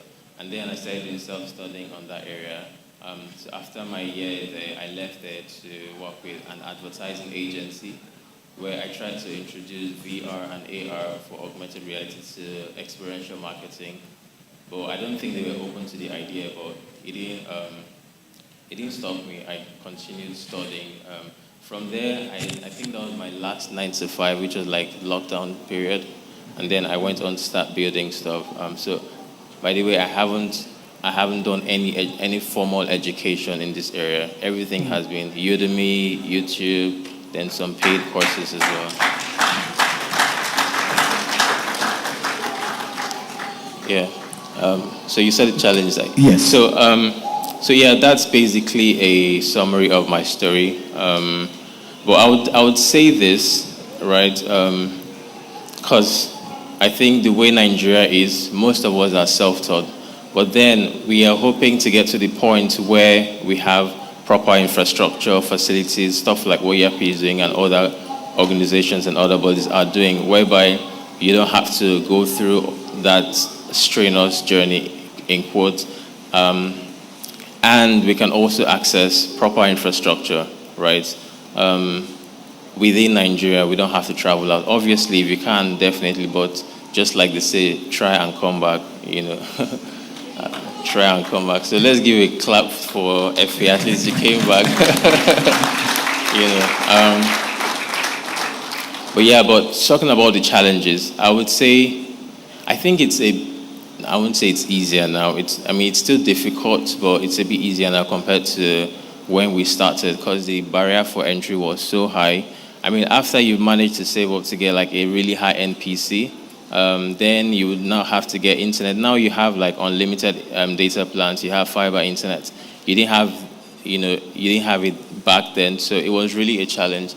I remember my first, SpectraNet I bought.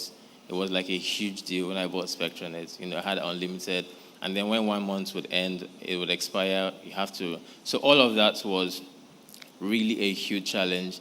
And then after you have the high-end PC, you have the internet. Sometimes you may not get very good courses online, so you have to buy them. Obviously, YouTube is good, but sometimes if you need like really, really nitty-gritty stuff, you have to like get courses. And then yet another challenge, you can't use your Naira card to buy an international course. So all sorts of things. But regardless of all this, the Nigerian spirits you have to scale through, right? Yeah, so Nigerian spirits you have to scale through. yeah. So I think Absolutely right. These are some of the things that we do face. You can't pay with Nigerian cars to buy templates or render files and so on and so forth. So I do feel your pain. But you mentioned that you're self-taught. yeah. And I share that story as well. In fact, the first contract that I got, I remember I went to get an editing contract. I got the contract and then I bought a laptop with it. And then where did I go? I went on YouTube to go and learn. How many of you know about the University of YouTube?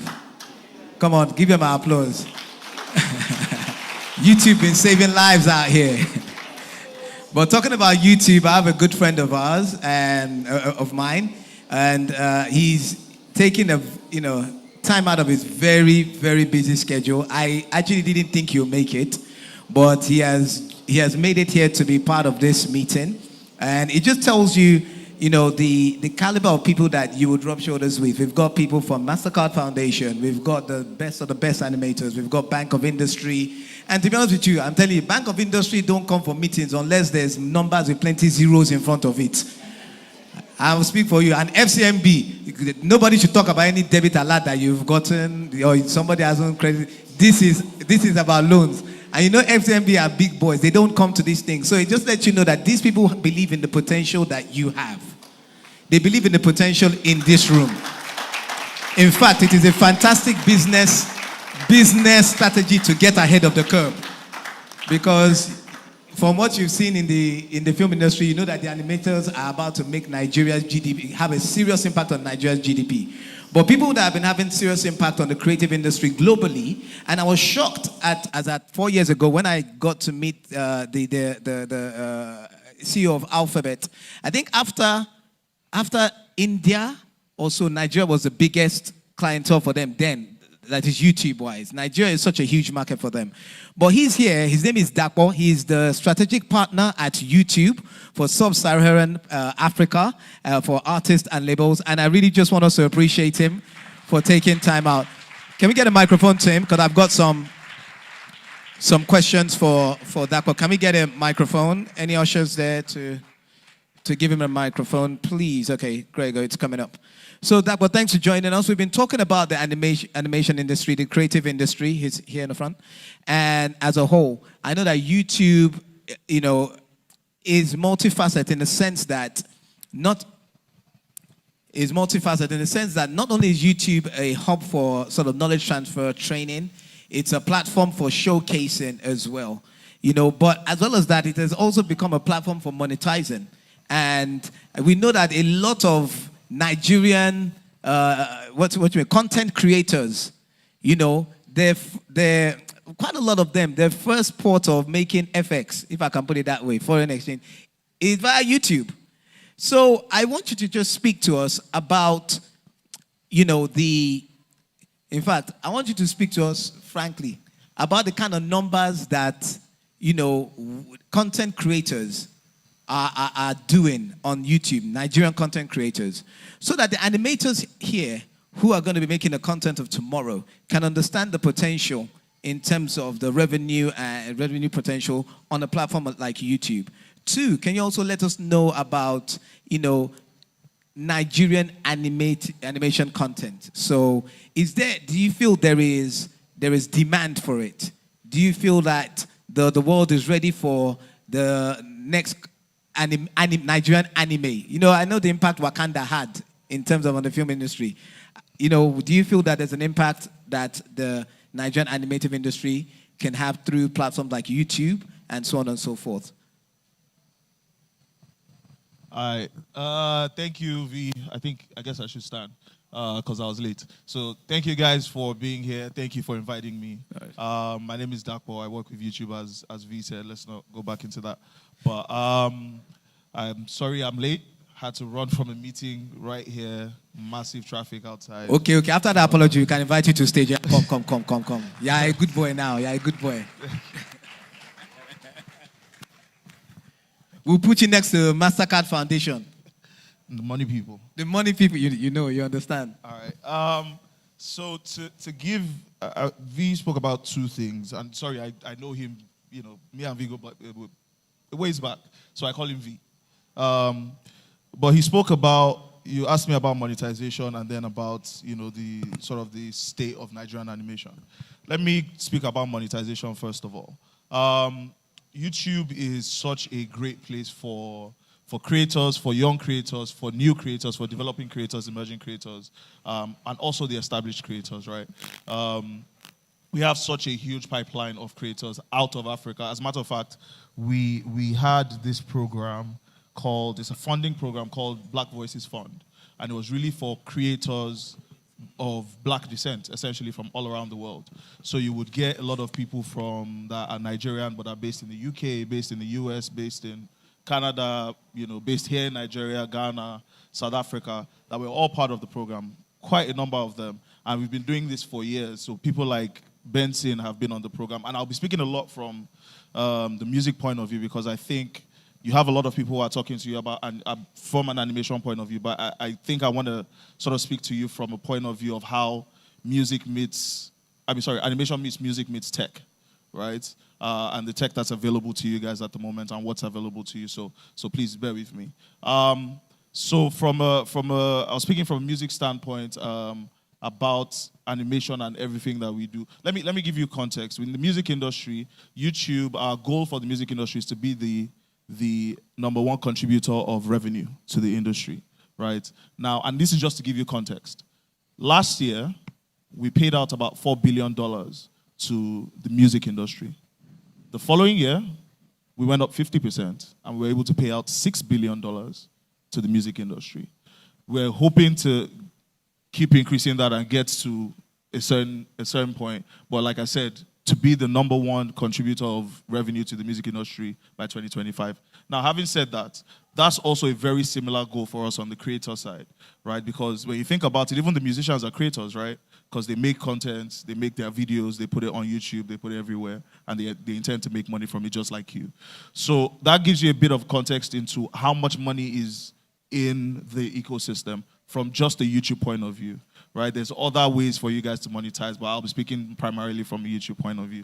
So there's so many ways to do it, and when it comes to monetization on YouTube, we've even reduced the barrier to entry for monetization because obviously not everybody's able to monetize on YouTube. You can post your content, you can do all these kind of things, but you have to hit certain numbers and certain criteria for you to be able to monetize. It used to be you had to have 1,000 views and 4,000 watch hours. Do you guys know what watch hours are? So not a view, but the amount of time people have spent watching your content, right? Cool. So you need to have at least 4,000 watch hours on your channel, not on the video, but on your channel in general, and 1,000 subscribers. That was what it used to be. But now that has reduced.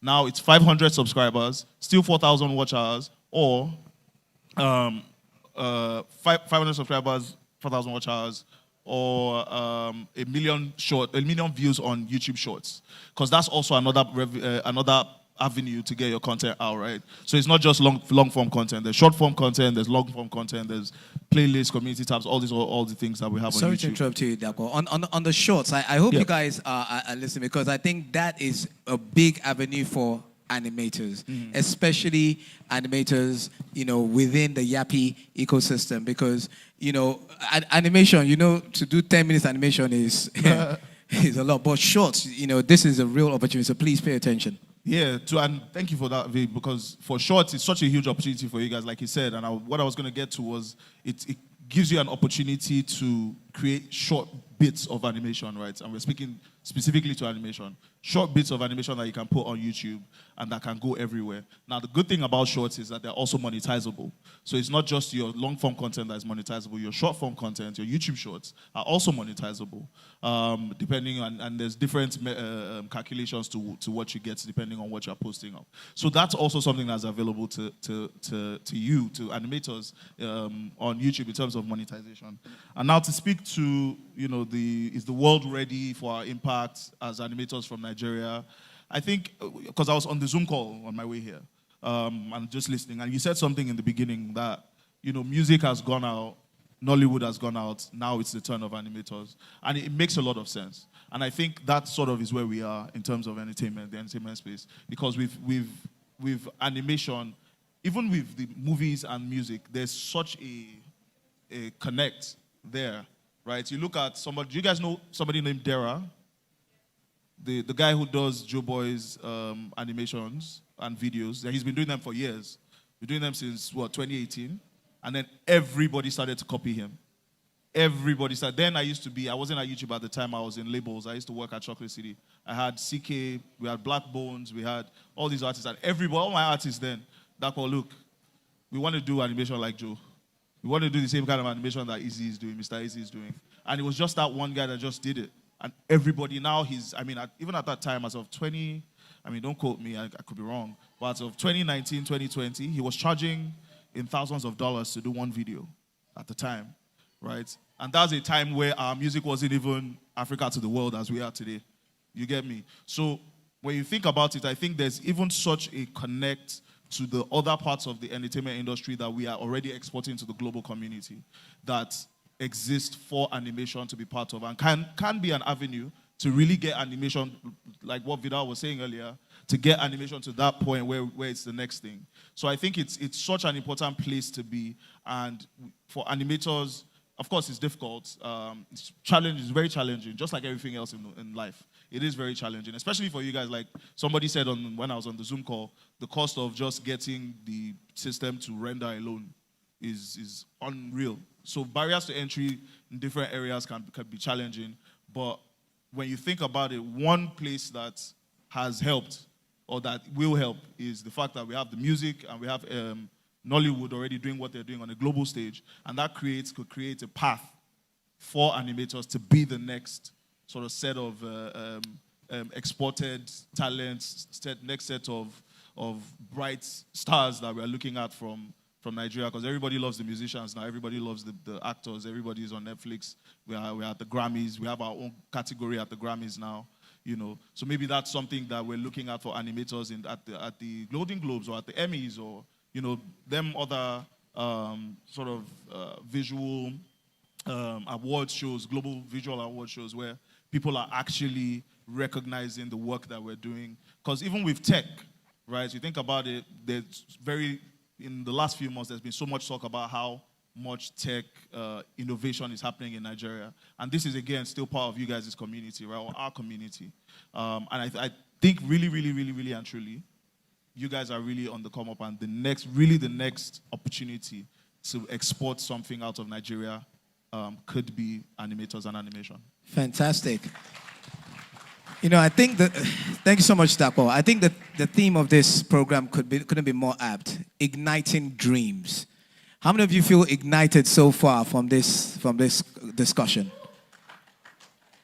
Igniting dreams. And the first part says animating future. So talking about the future, we know BOI went straight out of and just told us about the future they have. I would like us to talk about our future. And there's a part of this that I would want Adelu to speak to. Now, with FCMB being a bank, you've been involved in supporting, some aspect of industry, and by the force that you cannot reckon with, this animation industry. I know that the future will come where FCMB will be powering a lot more projects, a lot more loans, a lot more facilities. However, I feel like it's very important that the young people understand that now and begin to position themselves for that future. Can you speak to that? Can you give some advice about how and what they should be thinking about, even at this state that they are, so that they can, in essence, begin to animate their future? All right, thanks. Okay, I guess for all banks, be it local or international, something is definitely in common: credibility. Whoever is going to give you a loan needs to know that you are credible. In Nigeria, there is something called credit bureau. I would assume you are aware of it. And by CBN mandate, we're supposed to run a check on you before you can take 1 naira as a loan. As that little. So where does that put us? A lot of people here are able to get on those platforms, You quickly put your BVN, you put your name, and because it's easy to get, it's a digital loan, you put your credibility on the line. You take those loans for something that is not necessary, and when you get an opportunity like MasterCard Foundation that will give you that loan you've been waiting for at a very cheap rate, then you come to me because they won't give it to you directly. Then I check you, I realize that you've been owing for years. Then I say you don't qualify. That's a big problem that we've seen, and it's still happening. So I think from the question, my advice is prepare yourself for the time that you're going to get that big opportunity to get that loan. And don't abuse your credibility for any reason. Be sure of what you need the loan for before you take a loan. And if you don't think you need it, don't take it. We are ready, and we share the ambitions of the animation industry and the creative industry as well. And be rest assured that we'll be willing to support. Fantastic, thank you.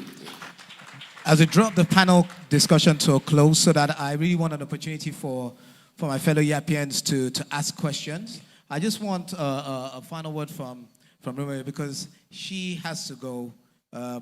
We've delayed her. You know, she was frank enough to let us know she had a meeting earlier, but we held her down. But I think it's only fair that we let her go now. We've drained information from her, but finally, can I just get one statement from you, or final word from you regarding the future? You've done a fantastic thing here by powering, this initiative with Del York implementing. What else can we look at for the future? I believe I spoke about this. Education and training is one thing. After that is all said and done, is there any chance that we can see you also assisting in things like work placement? Or is there anything that we might look for in future after the training process is over? Is there anything that we can look forward to? Thank you, Vidal, and my sincere apologies, everyone, that I have to run. I really enjoyed this. I've thoroughly enjoyed it and learned a lot. What I would say about the future is that, not to be cliche, but the future is now, right? So, and like some people have said here, it's really about positioning for it, even from this point in time. I also talked earlier about making sure we connect that dots between the world of learning and the world of work. Because if that connection is not there, all of this skilling, training, tooling, it's just in vain. So even with our partnerships like what we have with Del York and Yappi, there's that clear connection already. How do you move our Yappians here from learning to earning? That's what we call it. And we'll actually start to see some of that very soon. Some are already happening in smaller bits, but by the time we go into next year, for example, which is the year 2 of the program implementation, we know that we'll see much more of that on this program in particular, even as the students then move on to the specialization phase of the learning. So at that point, you're almost like an expert. You're a well-baked young person in that sense, right? So it's really about knowing that it is now. It's not a long-term plan. The other thing I want to say is that the future is digital, and I've heard that very clearly in the conversations today, just making that link between the creatives and digital. So if you look at animation, for example, it's largely a digital media space, right? So how can you make sure you are well equipped and positioned to take advantage of the opportunities in that space? My fellow panelists have spoken about some of those areas around even your technical competence and all of that. But I also want to emphasize something that we're seeing a lot with young people, even in our other programs at the foundation. It's also a mindset factor. Are you putting your mind in the right kind of zone, in the right kind of space, so that when those opportunities come, you're immediately tapping into it? So beyond even your hard and technical skills, the soft skills, what's your communication like? Are you able to sell yourself? Because if you have all that talent and it's under the bed and it's just in a corner, there's no point, right? So how are you able to communicate and showcase that talent? Because remember, and we talked about it here, this space is really about demonstrating what you know. So you can't say, oh, I know it, what's that thing we say in Pidgin English? I get them before, no be, something of that sort, right? So how are you really able to demonstrate what you know and that knowledge? So I guess in essence, I'm just saying that The future is really now, and we are actively thinking about some of these things within the foundation. Even as we expand our portfolio of programs and initiatives, we are also actively trying to even connect our program partners to each other in a way that the work and impact we're doing is more cohesive. And Ikenna spoke about this earlier, the ecosystem, right? There are multiple players involved. I talked about this as well, how we're carrying the government along, even from a policy and advocacy point of view. How are we carrying the banks along, the financial institutions, not necessarily the traditional banks? Because sometimes you can agree with me that a space like the creatives probably even needs some sort of niche financing, right? So something more dedicated. So think about, I don't know, a Lagos Creative Fund or a Nigeria Creative Fund. Those sort of conversations are really happening right now. And we do believe that this is very important to help young people really access work opportunities that can sustain them and empower them economically over time. On the final note, I would just say that in as much as we say and discuss all of these things, it's up to you, Yappians, you know. Like, it's your destiny. Nobody can love you and care about you more than yourself. And I know that the average Nigerian young person is vibrant, is bold, you know, is ambitious. So I have no doubts whatsoever that you all would take full advantage of this Yappi opportunity and go out there, like I said, and really be that army of digital warriors that we have put forth as a country. And to really showcase that, listen, we're not going to play catch-up anymore. Nigeria is not going to play catch-up. Africa is not going to play catch-up. Can we agree on that? So we would actually be at the fore. We'll be trailblazing because why not, right? Thank you. Thank you so much. I think on that note, ladies and gentlemen, can I have a fantastic round of applause for our whole panelists? Just as Remo takes a leave, can we just take a picture together? And then I'm going to open the floor for questions and answers. So can the official photographer do your duties? Can I also invite Mr. Ikenna?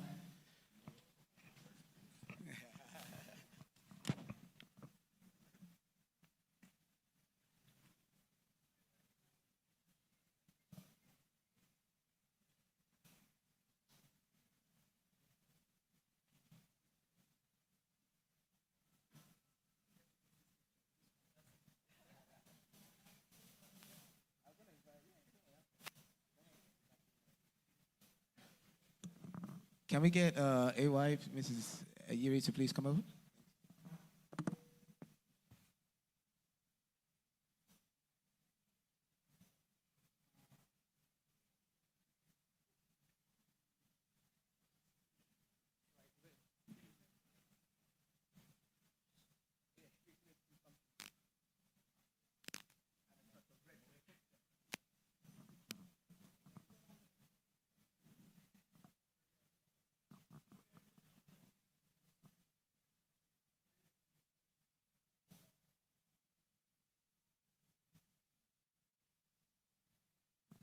Fantastic. Now, can I kindly ask for all of us to step down to this level, face this way, because we're going to do a selfie with our Yappians. Is that okay?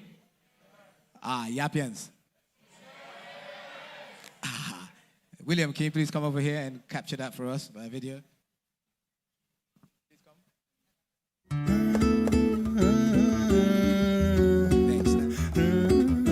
Can we have the Yappians behind us? Yappians, you can't be sitting down in the video. We're going to do this one as a YouTube short.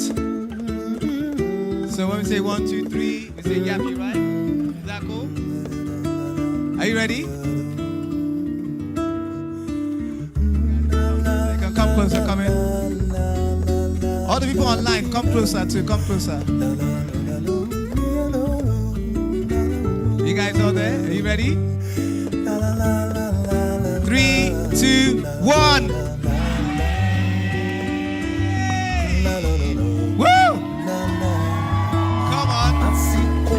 Thank you very much. Please, another round of applause for our panelists. Can you please come over as it's time for you to now take your questions. Thank you. Yes, you may come back.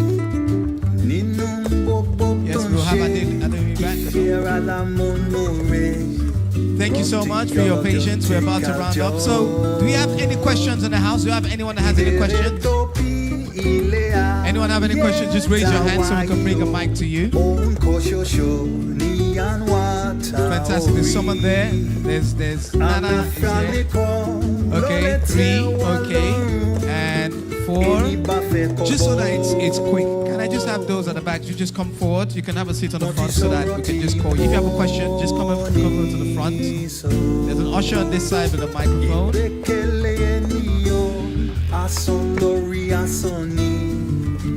You go. Okay, you got another microphone here. Let's go. Let's make this snappy.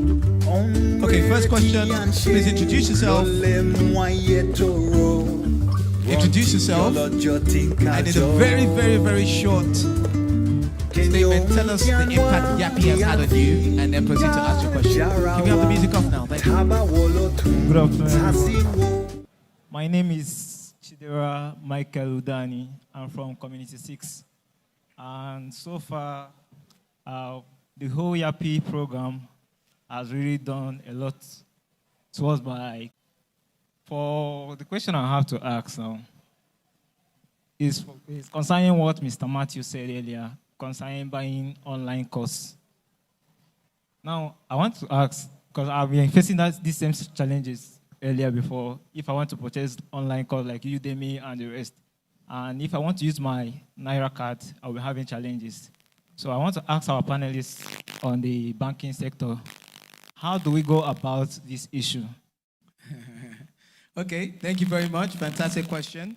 That's cool. We'll hold that. And the next question, let's just have a few of those questions, and then we'll go into that. Online as well. I'm monitoring online. If you have a question online, please ask, and I will ask on your behalf. Next question, please. Can we keep it short, just like he did? Who has the next question? Okay, then I will come to you. There's a gentleman here.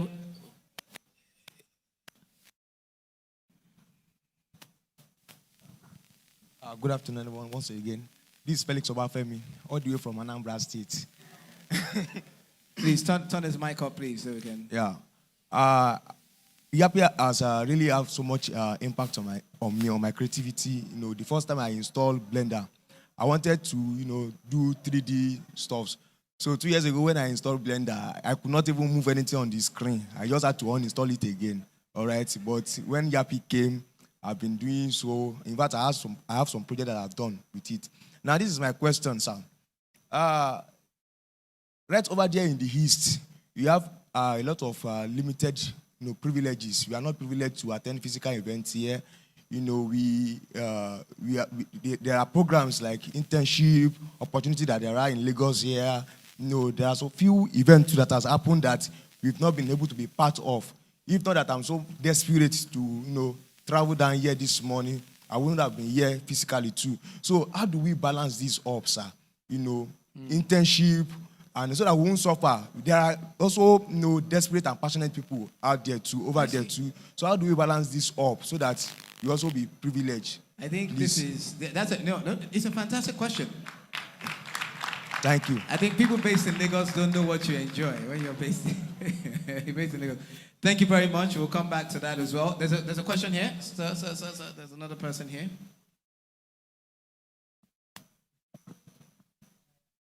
Hi, everyone. Good afternoon. My name is Feromi from Community. Feromi, you got to speak up so we can hear you. Good afternoon, everybody. I'm from Community 2. So, Yappi as... Sorry. If they call your community, you should hail them. Any Community 2 people here? Yeah, Community 2. Thank you. So, one thing that Yappi did for me is, I'm someone that I've probably taken online courses before, different type of online courses, but I probably didn't finish in that sense.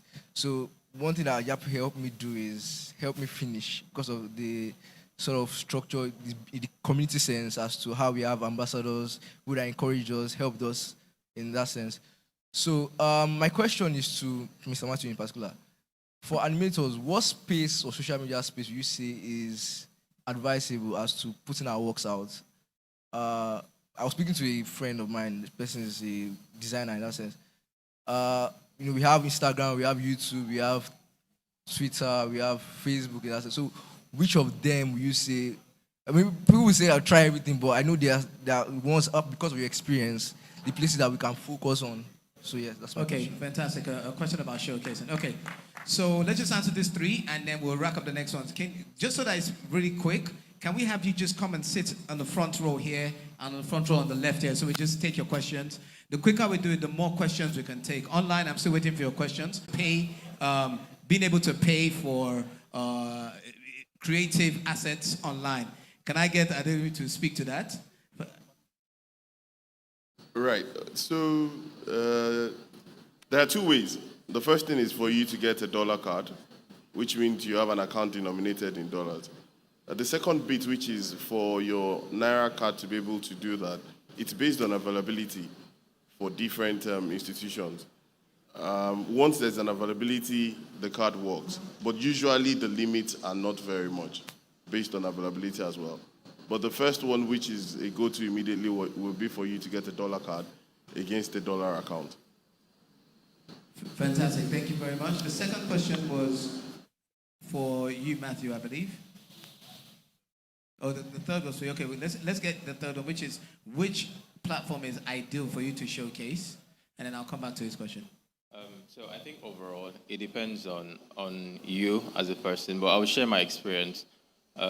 Personally, all my major gigs, at least as of then, was majorly from LinkedIn, right? And I realized that I get a lot of interaction from LinkedIn. I mean, initially I was experimenting with Facebook, Instagram, Twitter, what else? I think even TikTok. I can't remember the last time I opened that up. But I know majorly for me is LinkedIn. So the whole idea is, as much as possible, I think it boils down to what you create. And I will say this, because I did an experiment. I noticed that if you create foreign stuff, if your content has a lot of foreign elements, right, compared to when it has a lot of localized creative elements, for me, I noticed that the localized creative elements got more tractions, right, or more interactivity than even the foreign content I was creating, right? Because I realized that then foreigners will be asking, oh, I love the culture, I love this, and because they are basically telling the story of your local content per se, so they were a lot more interested, especially now that Nigeria is everywhere, especially in the music scene, so we can capitalize on that. But overall for me, I think it has been LinkedIn so far, but I think you should experiment, and yeah. Fantastic. You also, that would add to that. Just... Can you put that mic But, on? Mic on? Thank you, that's it. Sorry, okay, thank you. Because I'm also learning, right? And I wanted to ask a follow-up question to that.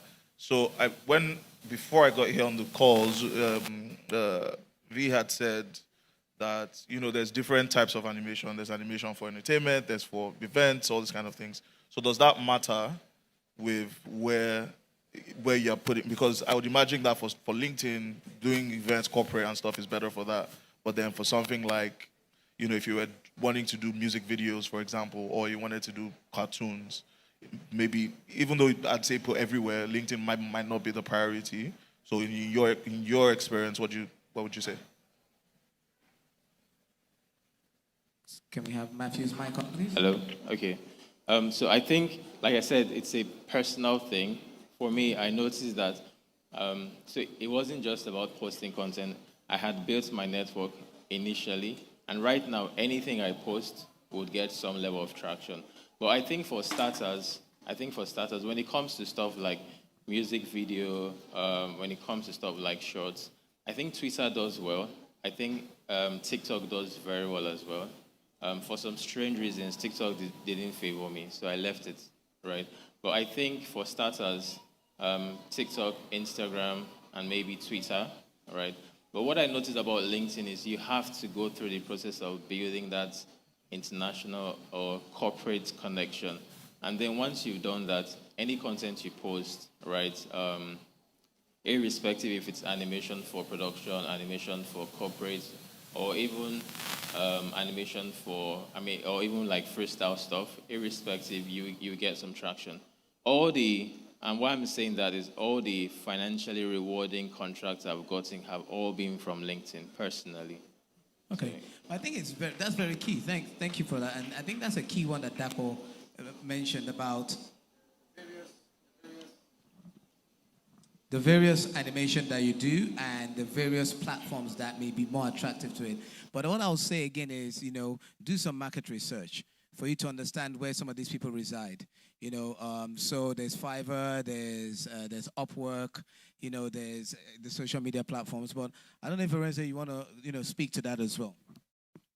Yeah, so there are more of industry experts in this area than myself, but just by way of contribution, I think that as a content creator, you would also know where your target audience is. It's very, very key. Each of these platforms do not have the same target audience. So what you are going to create, who is it meant for? There are content that can go on TikTok, but we do badly on YouTube.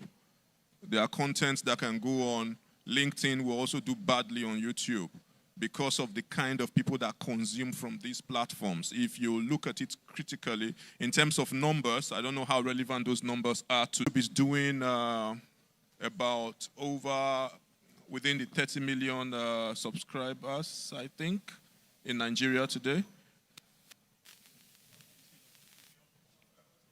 Yeah, as in terms of engagement and stuff like that.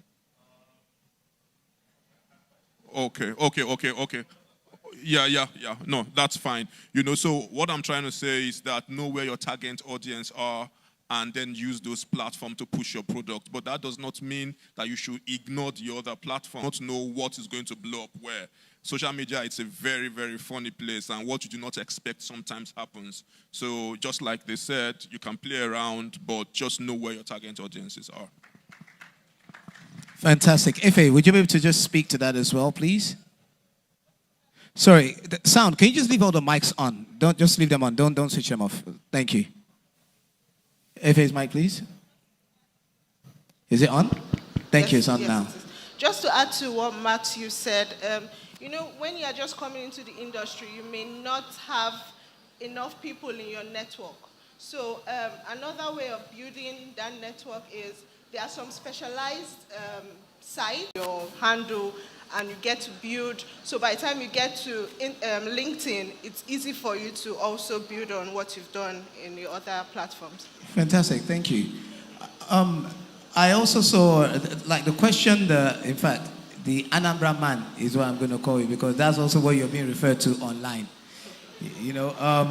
And it's a great thing that I stole your question, because Dr. Kena is here as well, so I'm sure he may be able to shed some light into it. I know there's some things in the works, but the gentleman from Anambra, the very honorable gentleman from Anambra, was asking about inclusivity beyond the borders of Lasgidi. Is there anything in the works for people in the east and the north and so on and so forth? In a very short, without putting you on the spot, in a short answer, can you just give us an insight into that, Dr. Nkena? Thank you so much, Vidal. This program was designed to start with Lagos, Abuja, and Enugu, but it's on the secondary level. We're going to move to places like Anambra, Port Harcourt. The plan is to have an animation center in every local government and potentially every neighborhood in Nigeria. Thank you. Fantastic. Well, there you go. Okay, the question didn't get answered fully. Okay, thankfully we have a networking session immediately after this, so you can live and direct. I just want to give other people a few more opportunities to ask the question. You can work around it. So working on that particular film project, The Bloom Boys, which was in cinema sometimes in April, there were so many challenges with these actors. You have to chase them. You pay for hotel. Please, where are you? They'll just be doing anyhow. Likes of, trust me, I don't want to mention names. Please don't. It was so frustrating. I don't want to mention names Please because everywhere will just scatter. No. It was so frustrating, and we just had to, because I'm a lover of these things. And even though I read accounting, I'm now in the creative industry. Okay, so the issues with actors. The issues with actors yes. now led us to, okay, how can we actually channel this our energy into anime instead of dealing with these people. Chai. I thought you were going to go there. I was hoping she was not going there. I'm so But she sorry. went there. I'm so sorry. Because it was too frustrating. And So, after that particular project, right. we all came together and thought of building an animation studio. Studio, right. Which we already have, and it's situated in Abuja now. Right, okay. So that's number one. Now, my questions to the Panelists. animators among the panelists. Yes. How have we not been able to create projects like Dawn of the Apes on Netflix? It's a very big project. What is hindering us Okay. as animators To create something like that. That's my first question. Then the Sure. second question is, in our own situation whereby we already have an existing studio, we already have a rigging machine, we have motion capture suits, we've really invested in our animation studio. Right. But we need to expand. Because if we want to create content back to back in a studio, You need a you ecosystem need networking. so many other things. So Yes. how do we get access? Yes, he has said so many things. FCMB has said so many things. But in a situation whereby we already have existing So infrastructure, what quick and wins can we have what can we to do be able to expand? Okay. What are Clear. the plugs we need to press to? Clear. So you two questions. Let's give a round of applause. Great stuff. We'll come to that. The gentleman. So I am Chinyere Enoch from Yappi Community 6. So personally, Community 6. So far, I came in contact with Yappi from the church. So Yep. in the church, I joined the technical team. So they were like Yappi. So I was like, okay, what is it all about? Then I delved into it, and it was so far, because that time I was going through a trying time. So Okay. I had something to channel my energy into. So it was brain busting thanks to Tembi. Tembi really made everything easy for us. He welcomed us properly. Fantastic. Before we entered the main thing, and Anton and the rest. Great. But it was because I had to work. My main question is how to balance, because I'm studying mechatronics engineering, but I'm trying to see how. Sorry, you're I studying can- what? Mechatronics engineering. Put your mic closer to your mic. What? Mechatronics engineering. Right.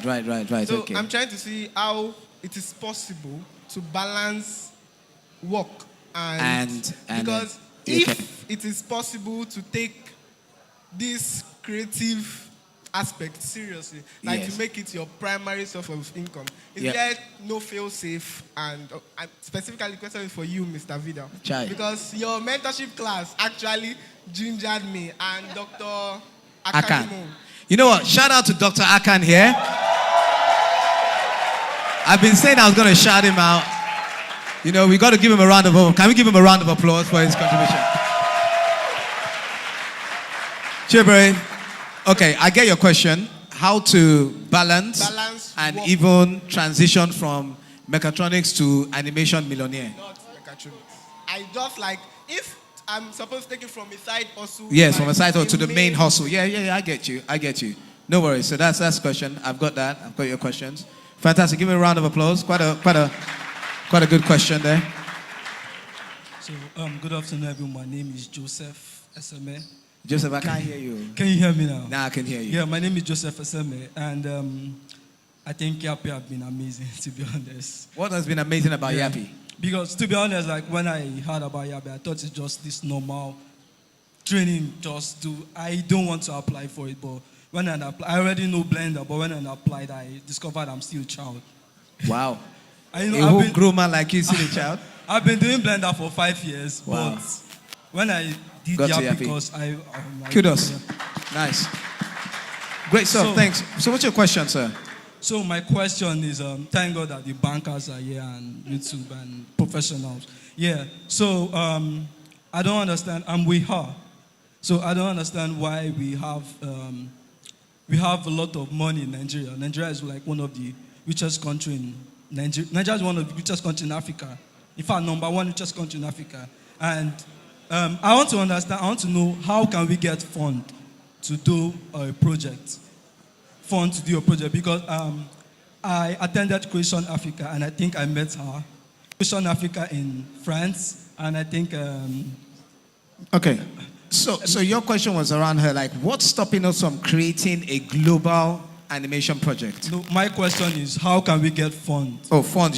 So you think, because I saw you nodding. Do you agree with her that why haven't we done that? Yes. But in your case, you think it's funding?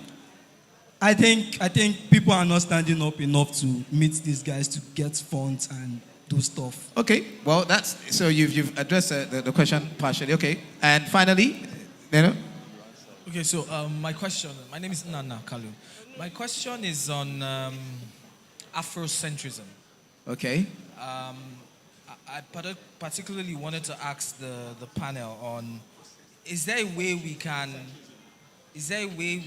because I'm very particular on telling stories and telling African stories the way they should be told. Is there a way, or what do you think about, what does the panel think about incentivizing animators to tell African stories the African way? And when I talk about incentives, I'm talking about, structures on you're only going to be able to access these funds if you can tell an African story.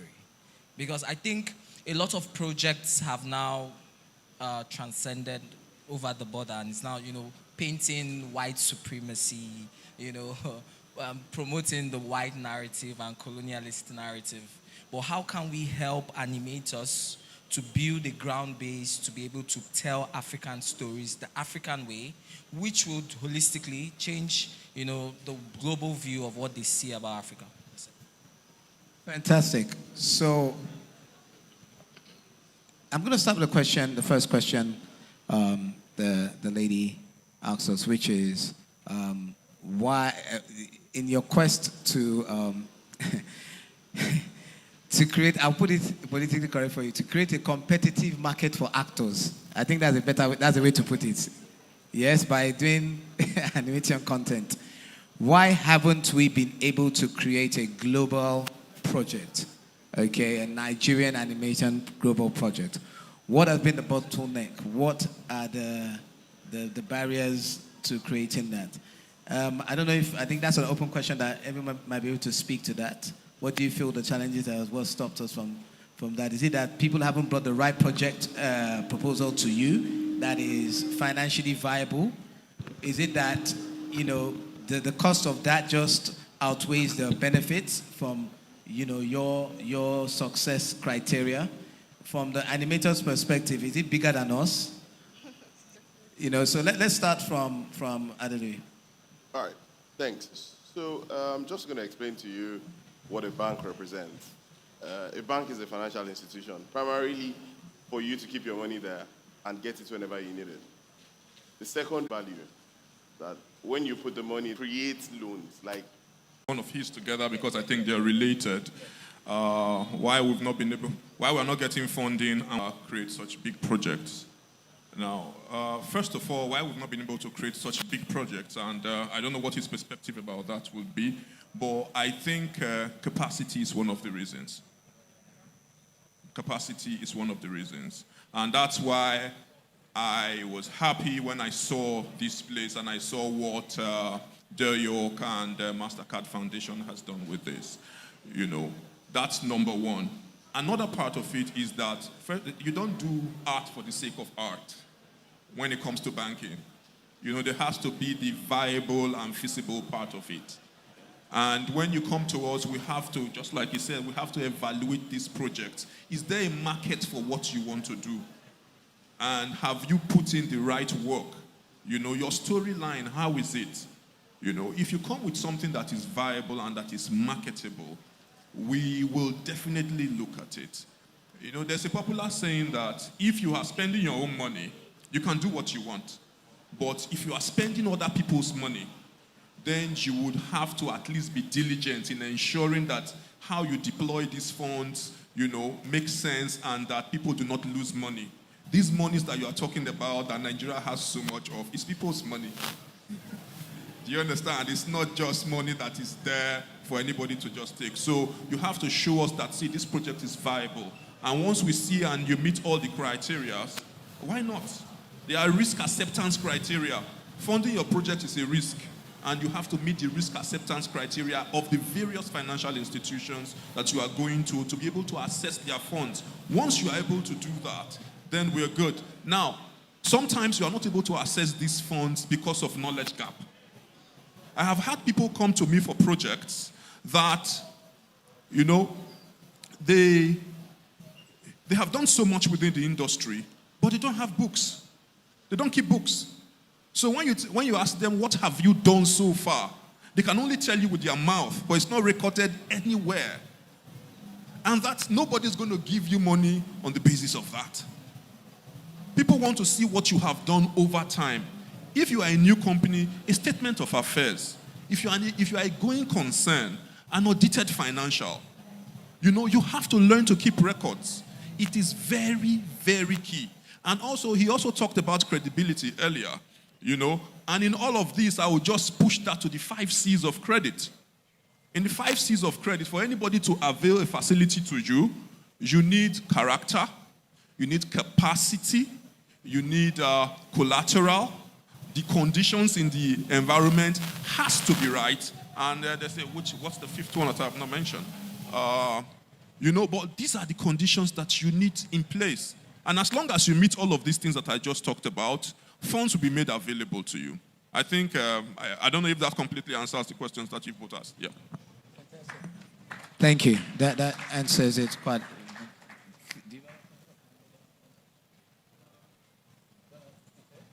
Okay, Dako, can you just speak to this?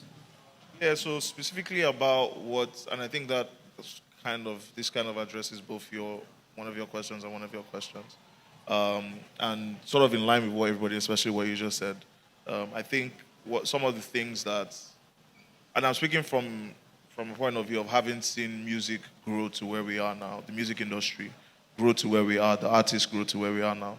I think one of the first things you need to look at is, or let's start like this. We have to face the reality of who we are and where we are, right? We are Nigerians in Nigeria. We already have certain challenges by virtue of that, right? So we have to be very, very honest and very real about our situation. We cannot think that, and I'm going to be very straight up, we cannot think that as of today, December 14, 2023, that we in Nigeria can produce today.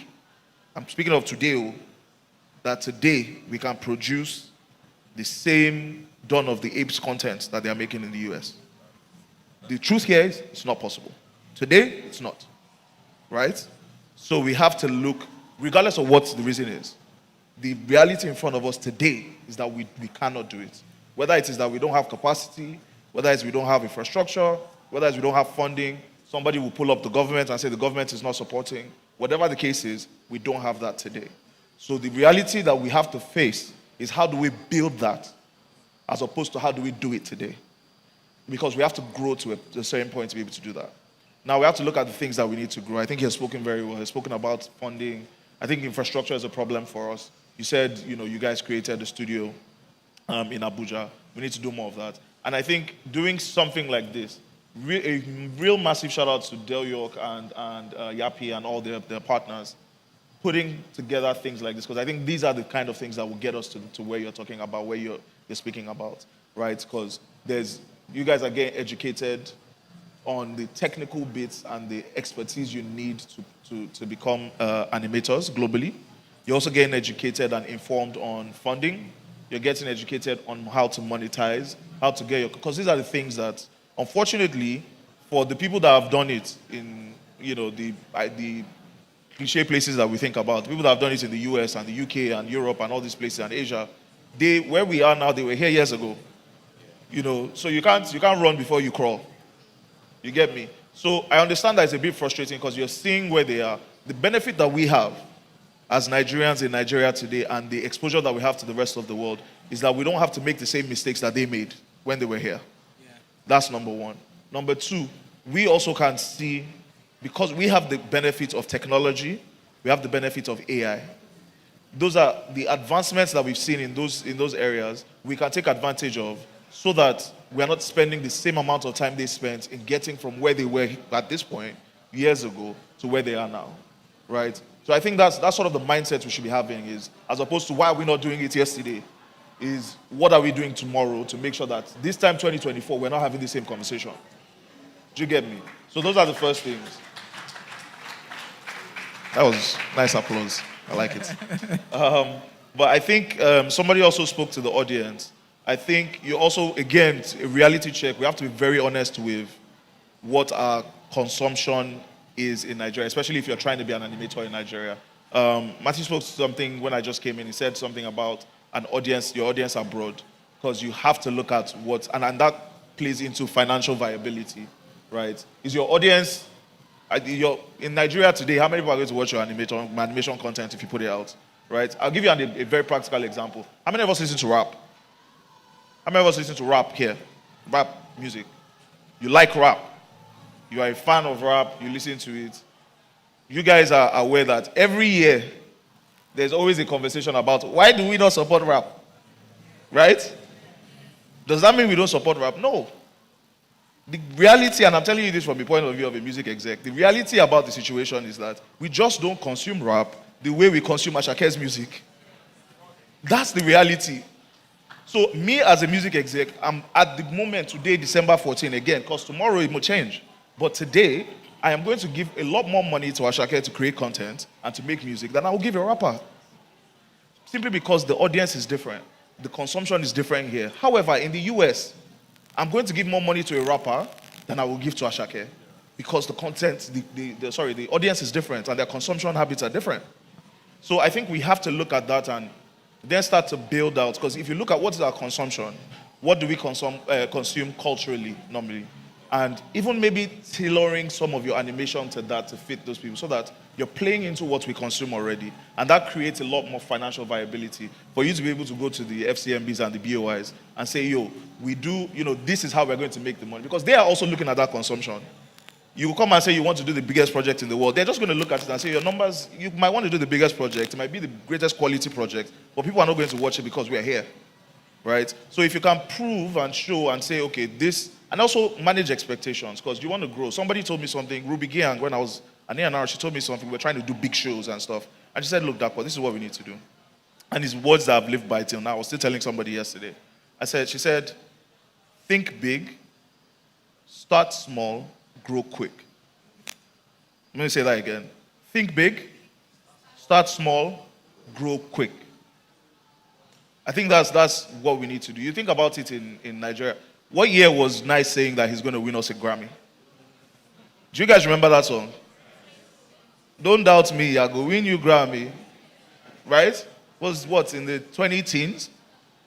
2023, we have a whole African music category of the Grammys. It took us 8 years to get here, but we got here, right? We started small, we dreamed big, and we grew quick. Yeah. Fantastic. I think there's a couple of questions online, which just because of time, we've really overrun our time, but I've deliberately taken that liberty because I recognize the opportunity here today. And the wealth of knowledge that sits on this stage. And I just wanted to ensure that we are able to take a lot out of the panelists here. I really want to appreciate them. Can you please just give them a round of applause? The two final questions. The gentleman asked the question about how do you, in essence, while maintaining perhaps a main hustle, how do you take a side hustle to become a main hustle? And you addressed it to me because, that kind of represents quite a bit of my story. During my facilitation session, I spoke to you guys about how back in the day, I schooled in London, in Nottingham. I was going to university. As African parents, they don't want to hear anything about music or football or, they'll take you for deliverance if you mention it. Don't let the devil use you today, please. But now you tell your dad that you want to be a footballer, everyone's celebrating it. But in those days, I had to go and study. So I studied economics and finance, and graduated to be able to tick the box for my parents that, okay, I've done what you need me to do. But at heart, I was a musician, and I had the opportunity to play with the likes of Amy Winehouse as a session drummer. I'll be playing on big festivals like Glastonbury. But for me, even as a musician, I could not afford to buy the Rolls Royce of drum kits that I wanted to buy at the time. And for me, I realized that as much as it was a main hustle, it couldn't get me I wanted to live well. I wanted to buy a house. I wanted to buy a car. But then I couldn't, because I wasn't getting a lot of gigs. I played with a band called The Script. They're probably the biggest band I played for. In that 1 month, I made more money in the last 2 years in that 1 month. But once that month was over, that was it. I was sitting at home, idle. And let me just make a point from that. This hammers the point about education. It's one thing for you to be naturally talented, but for anybody to have the opportunity to mentor or to speak to, I always say, go and study your passion. Go and study it. Because, for instance, in those days, I remember the black drummers that came out of church. They were the best. We would play for Tiny Temper. We would play for the best guys. We would play what we call gospel chops. If we play for you, man, you dance. But once those artists take a break that I've taught for the year, I've made $3 million, I'm going to go and enjoy my $3 million. You, the drummer, are also on break, because that artist is on break for maybe till the next album. So you're sitting at home. Whereas our Caucasian or white counterparts who had gone to learn how to read music, they will come off that tour and immediately they'll go to the theaters and say, hey, I'm ready to play. They'll give them chart music and they'll start making £250 a day continuously. The black drummers that didn't go and study are sitting at home watching past glory shows and being broke. So it's important as animators, please take this training very seriously. And that is the first point to your answer. You need to learn about whatever side hustle you want to take to your main hustle. You need to study it. Because right now is a level playing field. The evolution of technology means that you are competing with Akbar in India, with Teshba in Tajikistan, because the internet has made it a level playing field. So for you to make it a big hustle, it's not even about you being a local champion in your area. You are competing with global guys, like warriors just like you. I wanted to bring a friend from Mexico, unfortunately, just to speak about how he went from just being a student to being a lecturer on animation in Mexico, in the University of Mexico. So that's one of the first points I'll say. You need to go and study it. Study it right, because that would show yourself approved. Okay? 2 is this. There is nothing stopping you from taking a side hustle to a main hustle. Diligence, focus, and discipline. There's way too many distractions. But you have the time, whether you like it or not, because if you want it badly, you will make the time for it. Like some of you that used to study in university, you know that some of you will have to go and work, and then over in the midnight, you're going to be studying. So diligence, focus, and discipline is what I would say to you. As long as you can afford those things and input that into your skill set, you can take a side hustle to a main hustle. Finally, don't be shy to sell yourself. Don't be shy to sell yourself. Don't oversell yourself, because that is a cancer of our industry. People would, as I'm saying, I'm just remembering some people that I've used for certain things that have told me, I will make this thing for you. And then it should be what I ordered versus what I got. But understand how to sell yourself. One of the biggest gigs that I did, and I just did it again that November, the GT Bank Fashion Weekend. I was hoping that some Yappians would come in. Apologies, we couldn't make it work. But there's a lot more coming up. I remember I was competing against, I'm not going to say it, but an agency in this Nigeria that is doing the top tier productions. And it was just me, one. But I knew how to position myself and sell it that, listen, this idea that I have, if you don't go for it, you will regret it in the future. But I was ready to back my proposition. Because the most frightening words that you ever hear is, okay, let's give you a try. So now you've got the job now. How do I do it? All the talking I've been talking. This is where your studying it comes into place. Your discipline, your diligence, and your focus comes into it. So with those 3 things, I'm telling you there's nothing impossible. I'm self-taught, and I'm able to deliver some productions that I couldn't imagine I'll be doing. I've still got a way to go. There's still a lot more opportunities. I'm going to take some of this money that I said. Come January 1st quarter, I'm going to be positioning myself for it. So as you know, we've got a way to go. But believe me, discipline, focus, and diligence, bro, is the way to go. Study it and apply those ones. Nana was here with a last question. Nana, can you just remind me your question, please? Unfortunately, we can't take any more questions because we've got to... Yes, Afrocentrism, yes. We can't take any more questions right now because we've got to wrap it up. But these panelists are going to be around. I also have some people that we've invited. The board has invited some animators, experts in the field. There's somebody that I recently worked with and did something called a Naked Eye 3D. I don't know if you know about Naked Eye 3D. It's this sort of concept where you look at an LED screen and the animation looks like it's coming out of the screen. Yes, the gentleman here is Emeka here. Emeka is there, so you guys come on, let them know. Emeka is an animator that I work with, and we produced this concept for the Zenith Bank Tech Fair that just went on.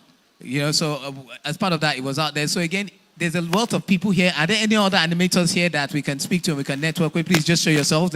Let's know who you are. Some of the guests are here. Yep, there are people here. There we go. Please wait around. This is all about networking and fellowship, so you can ask some of the questions.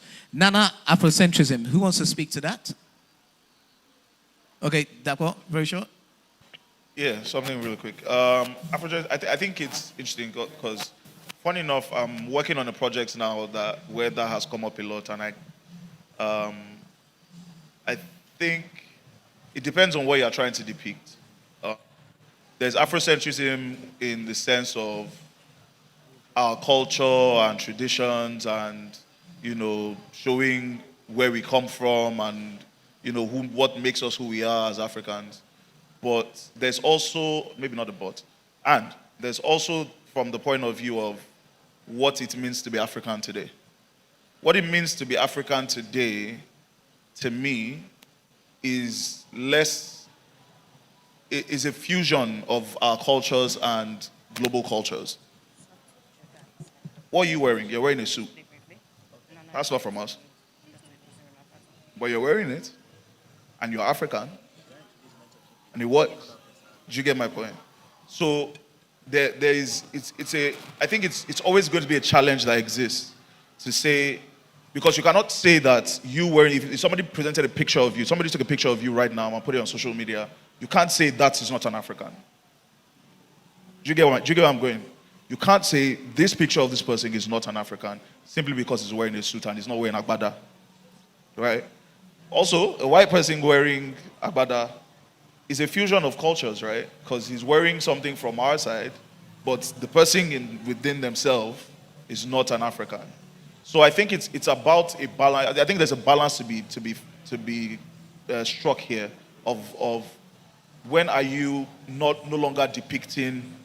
Because again, like I said, you could be depicting, you could be animating Africans. If you wrote a story, for example, about how people migrate, Japa wave, a lot of what you're going to be writing and a lot of what's going to be visually represented is Western culture, because that's what you're talking about, right?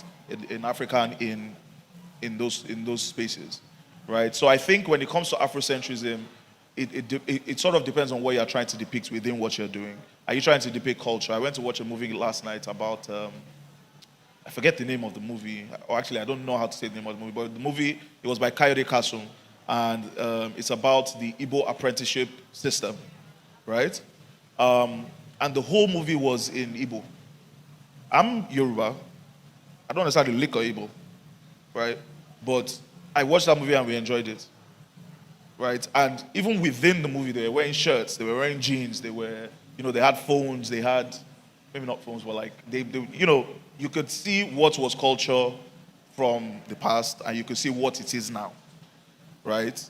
And so I think even within that movie, that was such an Afrocentric movie, even though there was so many elements of Western culture in it. It was a fusion, exactly. So I think that's where you really need to be, is there's a balance between. Are you trying to, if you were depicting something else like Woman King, for example, that movie, was it King Woman? Woman King, I think it was. If you're depicting that's very, very cultural, very traditional, you're showing them stuff that used to happen in the past. And that's fine. But then you look at a movie like Black Panther, for example. Black Panther is showing us what Africa could be in the future without having to be, they weren't living in huts. They had shoes, they had technology and all that. And when you watch Black Panther, when I watched Black Panther, I felt that was even more African than, do you get what I'm saying? Because that's the Africa that I know. So it really depends on what you're trying to depict with your Afrocentrism, I think, and I hope that answers. Yeah, that's a fantastic point. Please, can we appreciate? Ladies and gentlemen, can I indulge you and ask you to please appreciate these fellow women and men of this panel by giving them a standing ovation for the time that they've sown in today and appreciating them. Come on, let's give them a standing ovation. Thank you to Dakwa, thank you to Matthew, to Reze, to Adelui, and to Efe. And of course, to Remuwa from MasterCard Foundation. Thank you so much for your time today. We appreciate you. And as you take your seats, I would just like to also appreciate Dr. Akanmo as we play a mentorship video. Yeah, I think it's going to be a great one. So please take your seats as we play this video. And thanks again to our panelists. Your first workout will be bad. Your first podcast will be bad. Your first speech will be bad. Your first video will be bad. Your first anything will be bad. But you can't make your 100 without making your first. So put your ego aside and start. I hear people talk about, I don't have, my computer cannot render fast, This was the way we used to render back those days. We'd call everybody that we knew had a computer. The point is, I want you to get an understanding of where we were, why Yappi is important, what were the pitfalls of the industry in the past, and how we can leapfrog those pitfalls into a new opportunity. The whole Yappi program is not your usual traditional skill set, or you maybe get some knowledge on the specifics of animation and post-production. Then at the end of the program, you are still nowhere, you're still in limbo. That is not our intention. Our evaluation supposes and clarifies that a good way to measure the impact of this program is fundamentally to be able to understand the level or the leverage you have in terms of your link with industry. And not just that, but also tying you to actual industries within the animation space. This is such an interesting program that you're doing because animation is the in thing now, and also with the fact that you can work from anywhere. You can actually be in Nigeria and you can work in any part of the world. I have somebody that is in Abuja, I have somebody in Ibadan. I have friends that employ people that are not even based in Nigeria. So that might actually not be an obstacle again. Now, before the likes of Yappi came on board, we didn't have anybody to help us. And apart from the innovative thinking that I said, thinking out of the box, I wanted to disrupt. And then I found out about something called projection mapping. Check this out. They are projecting on a wedding dress. It's white. So they just point projectors on it and they put some animated stuff and that's it. Sometimes out of excitement, creators forget or neglect this step. You must also seek legal help to read through whatever contract you are asked to sign, no matter how much money is promised to you. If you cannot afford legal help, I always jokingly say, make friends with a lawyer. Because my friends, they would usually just, oh, man, can you help me look through this? And if I'm in a good mood, I wouldn't charge. So if you cannot afford, make friends with a lawyer. So guys, therein lies the power of transition. Because you can learn all these amazing skills in Yappi, amazing skills of animation. If there is no alignment between what you are learning as a skill and your person, or what you want to achieve in future with this, it's a waste of time. So I will urge you to please kindly take this study, take it very seriously. We actually need a lot of animators. This is like the breaking point for me, whereby I just remembered how far I've come and how I kept going, how I was so curious to learn more in the industry. That's what helped me to get here. Drive, determination, bold decisions, and also thinking outside the box. Because if you know, then you watch out for what you know. Are you following me? But if you don't know at all, then we have a problem.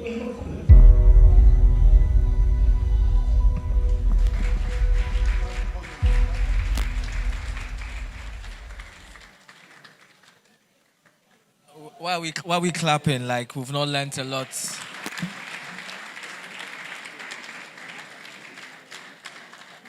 I don't know if it's just me, but it looks like my head is bigger.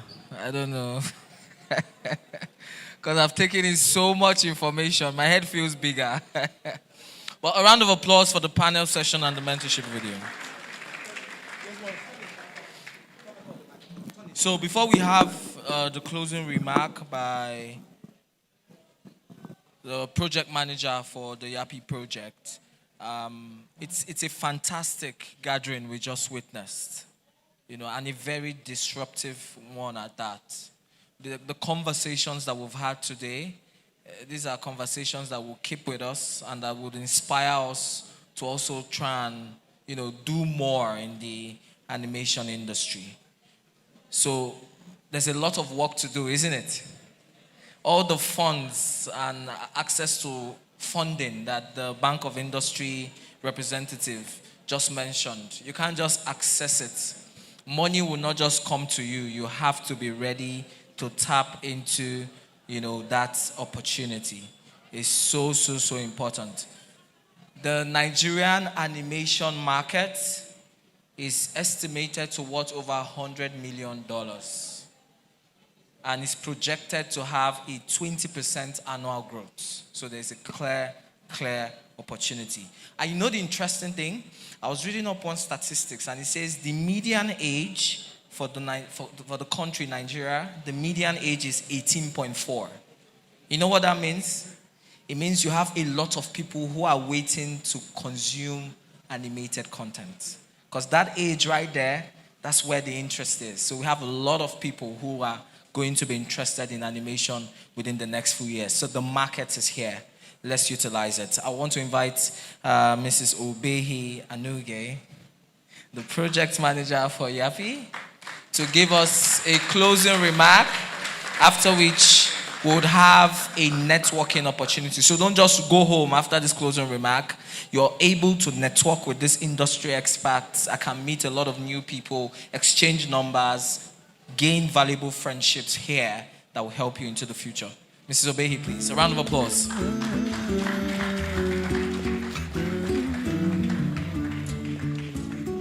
Hello, everyone. A lot has been said today, so there's no need for me to start repeating what has been said. So all I just want to say today is thank you for coming. So first of all, I would like to appreciate our partner, the MasterCard Foundation, and also our esteemed panelists who have taken out time from their busy schedule to grace this occasion and also share their insight on the financial aspect of the project, how students can actually monetize their businesses, financing, also the impact on the project. Also want to say huge thank you for our industry and our industry professionals who also came in. We appreciate you. We say thank you. And not to forget our Yappians. Go Yappians! Thank you. You are the reason we are here. We are thankful. We're grateful for you all coming here.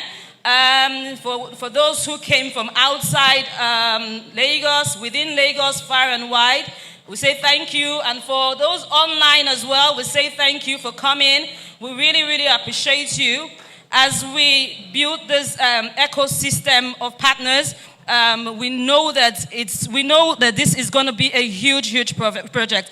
And also we would like to say thank you to Dario Creative Academy. That is the reason we are here as well. We say thank you for Dario Creative Academy as well.